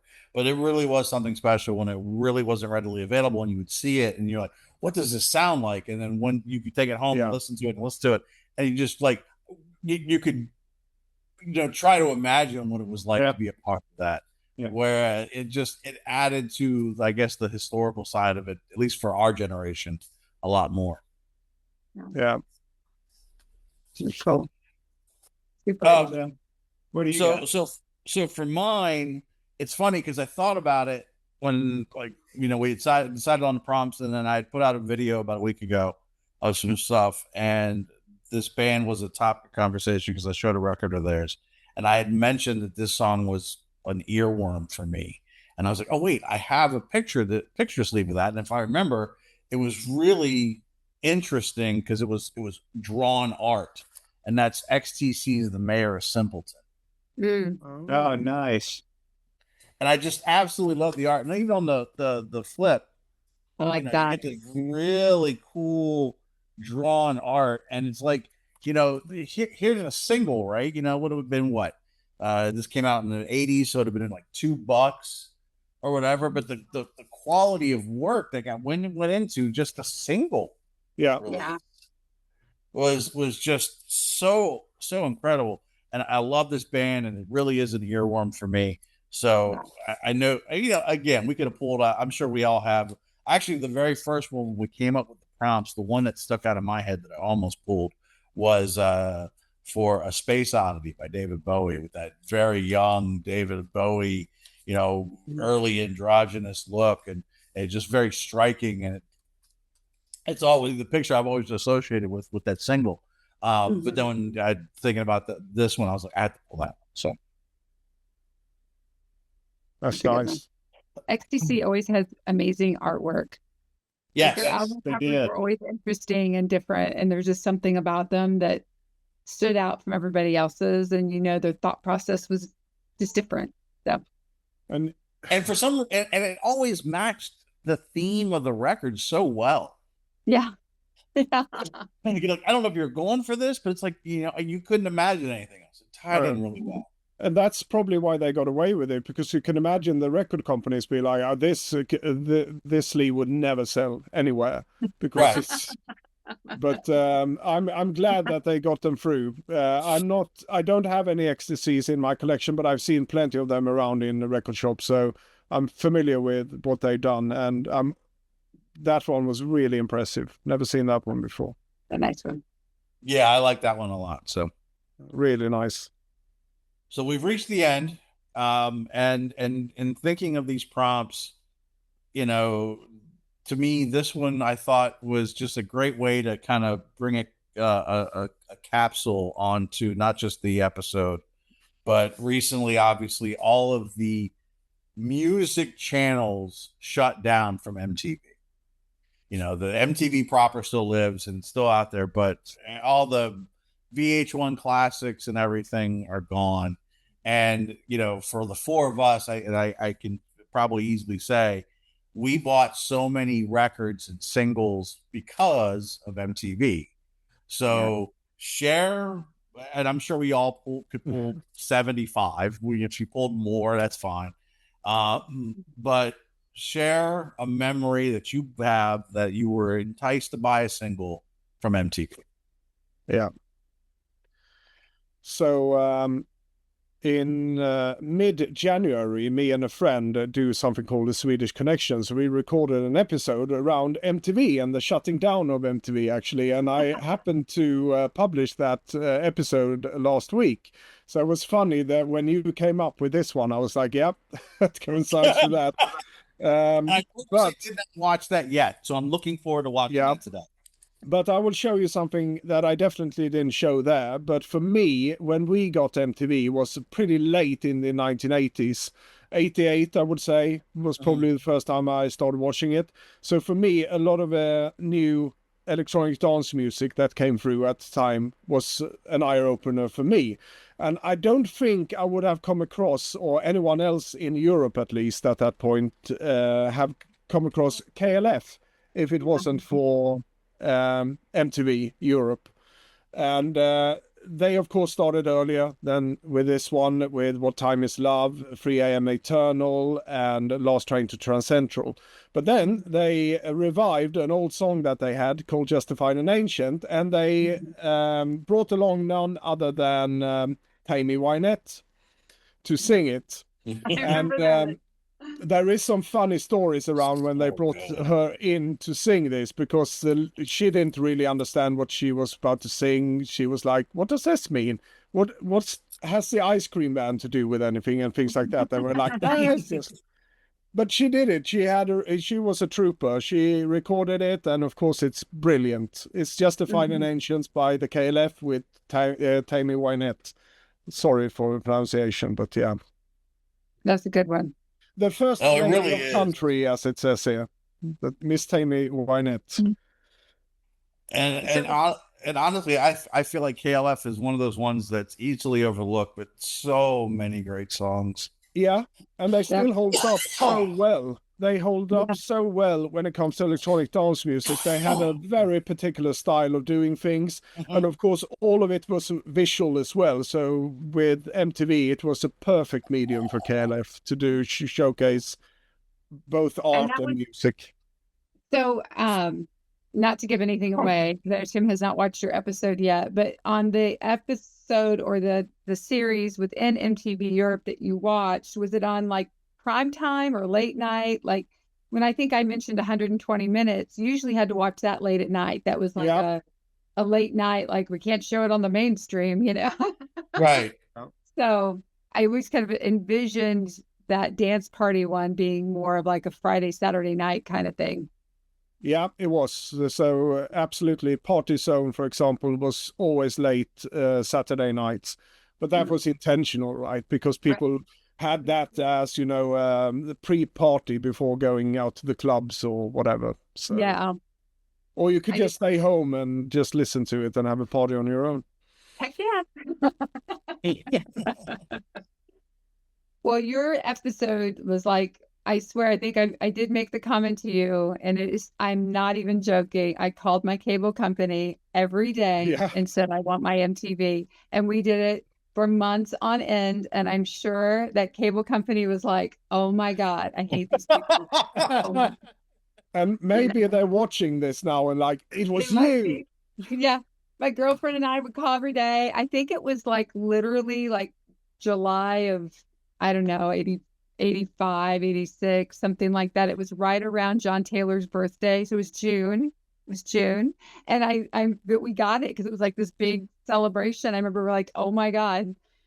And that being said, you know, you could pick Duran Duran and all, but to pick a record that I saw on MTV first before I heard it on the radio, which MTV for me was that way because our radio station, although played things, did not play the things like I wanted to hear. So, but honestly, I saw Take on Me by a-ha first on MTV. And Great choice. Yes. Standard for videos or how they went forward. And but I would have never have heard this song. I think MTV made it popular and then we got it on the radio. Like I don't think we would have heard it on our radio stations if it hadn't been made popular through videos. Yeah. So it was like That's a no-brainer. That's classic. really good representation. I think that's one video and a song that a lot of people associate with that era. Yeah. Oh, absolutely. I can't even imagine. There's so many. What's funny is that you think of the early years of MTV and it was playing videos that they probably played at clubs that we never would have seen, like disco videos or stuff. You think, how did they ever have a video for that song? But obviously, they got savvy and then it was specific, even more specific than usual. But this, I think, I forget, maybe you guys remember, wasn't it they hired the company to do this video that had done something else for someone else, wasn't it? Like an animation company or yeah, it was. I'm forgetting now who that was. And I know I've talked about it before, but just kind of stand out. But boy, when I saw that, I mean, I heard it, the music was great, but it was everything all at once. And I was like, well, going out to buy that tomorrow. But I couldn't find it right away either. So that, it wasn't like you could just run out and get it either. So, but 1985, that's pretty late to be getting. Yeah. Wow. Yeah, I think we got it 84 or something Okay. like that. Like it was like it has to be because I think I was 13 or 14 when we got MTV. So that would have been 83, 84, 84 maybe. And this was 86. So. All right. Yeah, because I remember for me it was at least 83, maybe 82, because I got to see Thriller when it premiered and the damn thing gave me nightmares at the time. Now it's pretty tame. I don't know where you were at, and this is kind of my guess. We were situated in between Indianapolis and Chicago. And so Indy didn't always get everything either. The Indianapolis today is much bigger and robust and all those types of things than it ever was when I was a kid. But if you were close enough to Chicago, there's this radius where they like, well, we don't have to bring it any further, right? Because you can get it from here. Right. And so I think we didn't see a lot of stuff when we should have, because I think the assumption was we were close to a bigger city and they just didn't send it out far enough. So it was terrible. Like I remember we were just reading every magazine we could to find out who had it, when they were getting it, why didn't we have it yet. And I think cable in general was just slowly, I mean, we had the university, but in some big industrial factories, but Lafayette was I'm not going to say a rural community, but it was a lot of cornfields and a lot of there wasn't a whole lot like there is today. Yeah. But I got to hand it to that time because it was forced exposure. Because now it's so easy just to change channel. There's a commercial, I'm going to change channel. But for me, we had a box that would sit on top of our television set. So if we were doing standard VHF, UHF, we'd have to turn the knob. But we got cable and there was a box and you actually had to press a button to the channel that you wanted to go to. And it's like, you put it on MTV and it's like, you're engaged. It's like, I don't want to get off the couch to go change something else. So you got forced exposure, which was actually honestly a good thing. Yeah. Well, and I think before we had MTV, we would watch Friday night videos on the NBC. And there might have been something else. So I think I was watching videos, but not as frequently. And you were kind of hoping that your favorite bands, or you would have American Bandstand, Soul Train, like that was kind of it. And so, yeah, felt, I mean, maybe if anybody's watching this that grew up with me, correct me if I'm wrong, it just felt like it took forever for us to get MTV.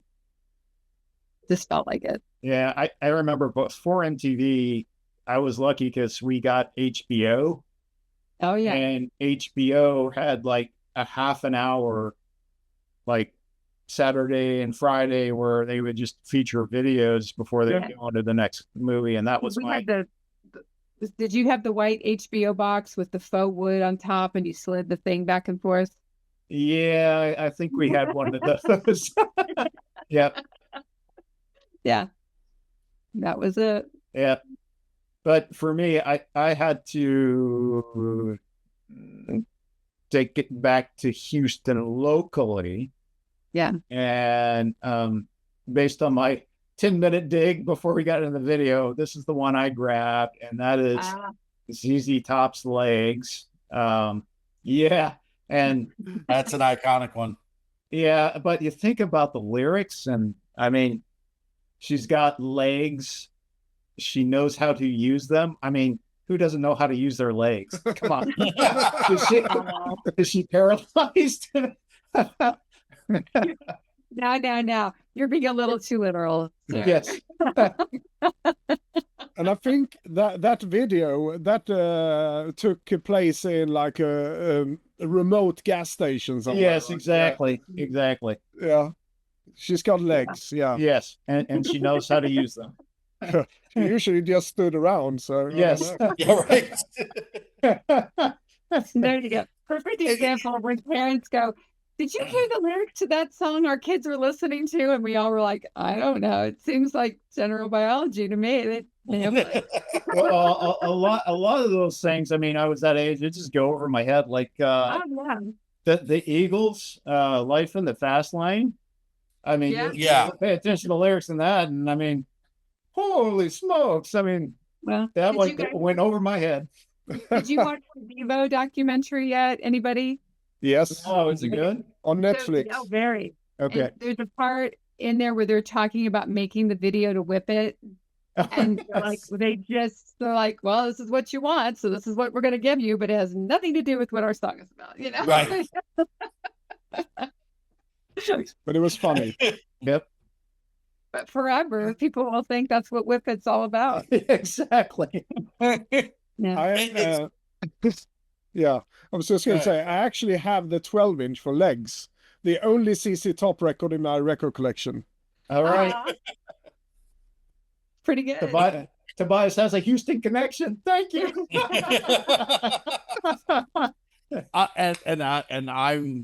I'm actually a huge ZZ Top fan, and I remember seeing them live, not on that tour, but it was the tour after the Afterburner tour, and just at that point they just kind of embraced the whole, like, you know, we're just old guys. There's a lot of hot chicks in rock. They just embraced it all. Yep. And hell, it helped them sell records. I mean, I if you look at the Eliminator album, I want to say there was like 7 singles that came from that album. Yeah, It was it's a insane. ton. Yeah. You know, and honestly, I think the best video they ever did from that album was for the song TV Dinners. Oh, yeah. It was on Playmation and stuff. Yeah. And I was like, this is such a weird song that this, yeah. And I think it also speaks to MTV would have just about played anything at that point if it was new, because it kept people coming back. Yeah. And for me, my memory of MTV was I would come home from school and it was just me and my mom. So my mom was at work. So I kind of had to run to the apartment. I turn on the TV, I go right to MTV and get a snack and do my homework. And MTV just stayed on until she came home, and she's like, "Oh my God, turn off that crap." You know, so it was just part of my daily routine. So kind of like, you know, Aha or whatever, I was getting exposed to these new things. And when I thought about this prompt, I thought about not just the song, but the video and the impact it had, you know, and for me, I remember this video because the imagery of it was just so wild. And that's Hungry Like the Wolf. Oh, yeah. Perfect. Yeah. You know, just the girl in the plant makeup, but it's kind of like a tiger or a wolf. And it's in the jungle where there are no wolves. And Yeah. Simon Le Bon's like growling back at the girl, and they're face to face. And I'm like, what's going on here? Couldn't get it out of my head. No. Couldn't shake that video at all. Went out and bought the single, and I remember feeling gypped because the B-side is Hungry Like the Wolf. It's just a different version, or it had like a different middle section. And I was like, well, that's stupid. And then I played one, and I'm like, oh, I like that version. I played the other. Oh, I like that version too. So I was like, out. But it really came down to me was like, there could have been anything, and the other one that I did pull for this. And it's funny because it just goes to show you that this was art in the 80s, and now it looks like a damn one of them scan things. This is the 7" for Relax. Yes. Right? Yeah. And if it wasn't for the video and the popularity of that, I remember people were wearing Frankie Says Relax shirts till of all walks of life. And I'm like, y'all know what he's talking about? Yeah, that's another one that went over my head. Well, you know why you got that one in the US, that cover? Yeah, the 12-inch, yeah. That's the cool cover, though. Yeah. That wouldn't fly in the US. No, it wouldn't. And honestly, now I think I have 2 or 3 copies on 12-inch. I have 2 that I found that were in a sleeve together, and when I brought it to the counter, they're like, "No, just take them both." And it's just the generic company sleeve. And then I have another one that looks like this. Yeah. Now I got to find that sleeve as well, because to me, that's one of the biggest. Like, if you have an 80s party and if Relax is not a part of it, you failed. It is one of those.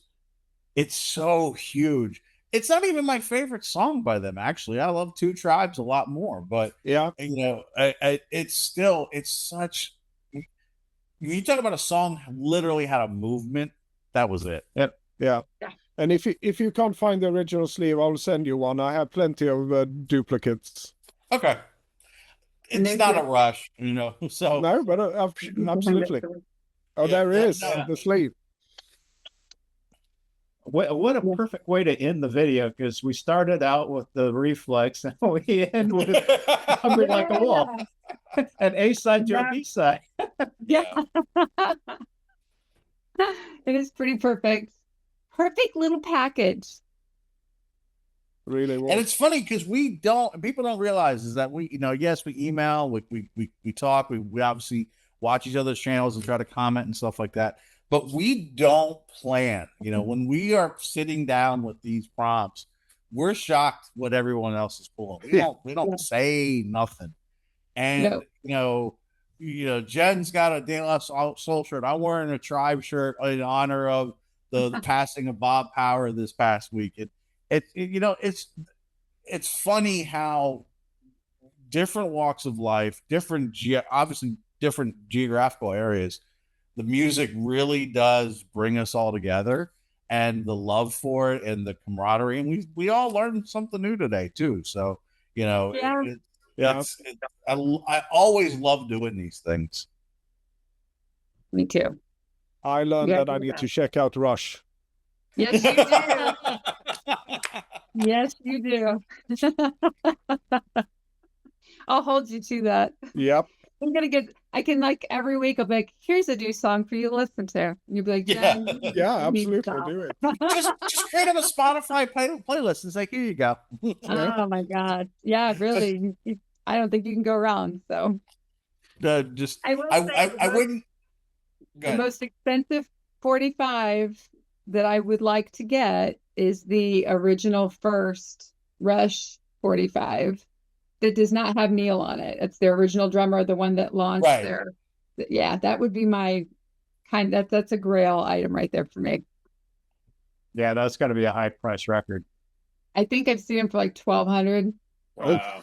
I mean, somebody could correct me if I'm wrong. It could be more or less from now, but they were limited. I only thought they made like 500 or something. I don't think there's a ton of those. Wow. But that's That's a want.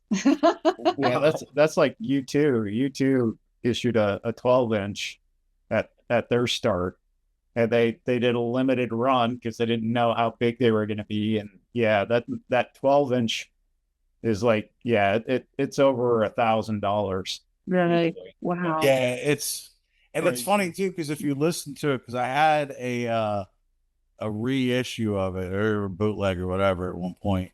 It's called U2-3, and they do Boy Girl and a couple other songs. Two of them, Boy Girl and whatever the other, Out of Control, were on the Boy album, and it's very much more punk. Yeah, I can believe it, given the time it was put out. Yeah. And it was that, and that's the thing, is that there are so many, elements of the 7-inch single that, because it was easy to press and whatever, very regional, for me, it's a format I can't leave, because there's so much great soul that's out there. There's so much great hidden gem stuff that's very regional and localized. And I would love to see more of it even get reissued, because there's just some great music out there that is still waiting to be discovered truly by the masses in the format. Next RSD. Yeah. Yeah. That's a good thing about RSD. I know we're not going to talk about RSD here, but we actually get some of these rarer releases in the new press, or reissue. Yeah, that's absolutely true, and it's one of the reasons why I do like RSD. And I mean, we could probably do a dedicated video on RSD if we want. Yeah, exactly. Watch out for the next one. Yeah, there you go. Well, folks, thanks again. We do try to keep these short, but we like talking, and we don't get to speak. And when the four of us get together, I mean, it's what, 9 prompts, 36 a showing. I mean, it's a lot. So, but go check out all of our channels. Go check out all the content that we're each trying to do and put out. We'll try to put the prompts out there too, if you want to play along or make a response, or just, hey, you know what? I have a really cool one to add for this prompt or whatever. We love hearing the feedback, and it's really all about the conversation, because that's what keeps these videos so long. So, maybe 2026 is the year of the 7-inch, or maybe. If that's the case, I'm off to a good start, because I've already got a bunch that I'm working through right now, and looking through my boxes, I'm like, these are in really bad mess. So if I can get my 7 inches organized this year, it could be an interesting future for some of the content on my channel. So. There you go. Good.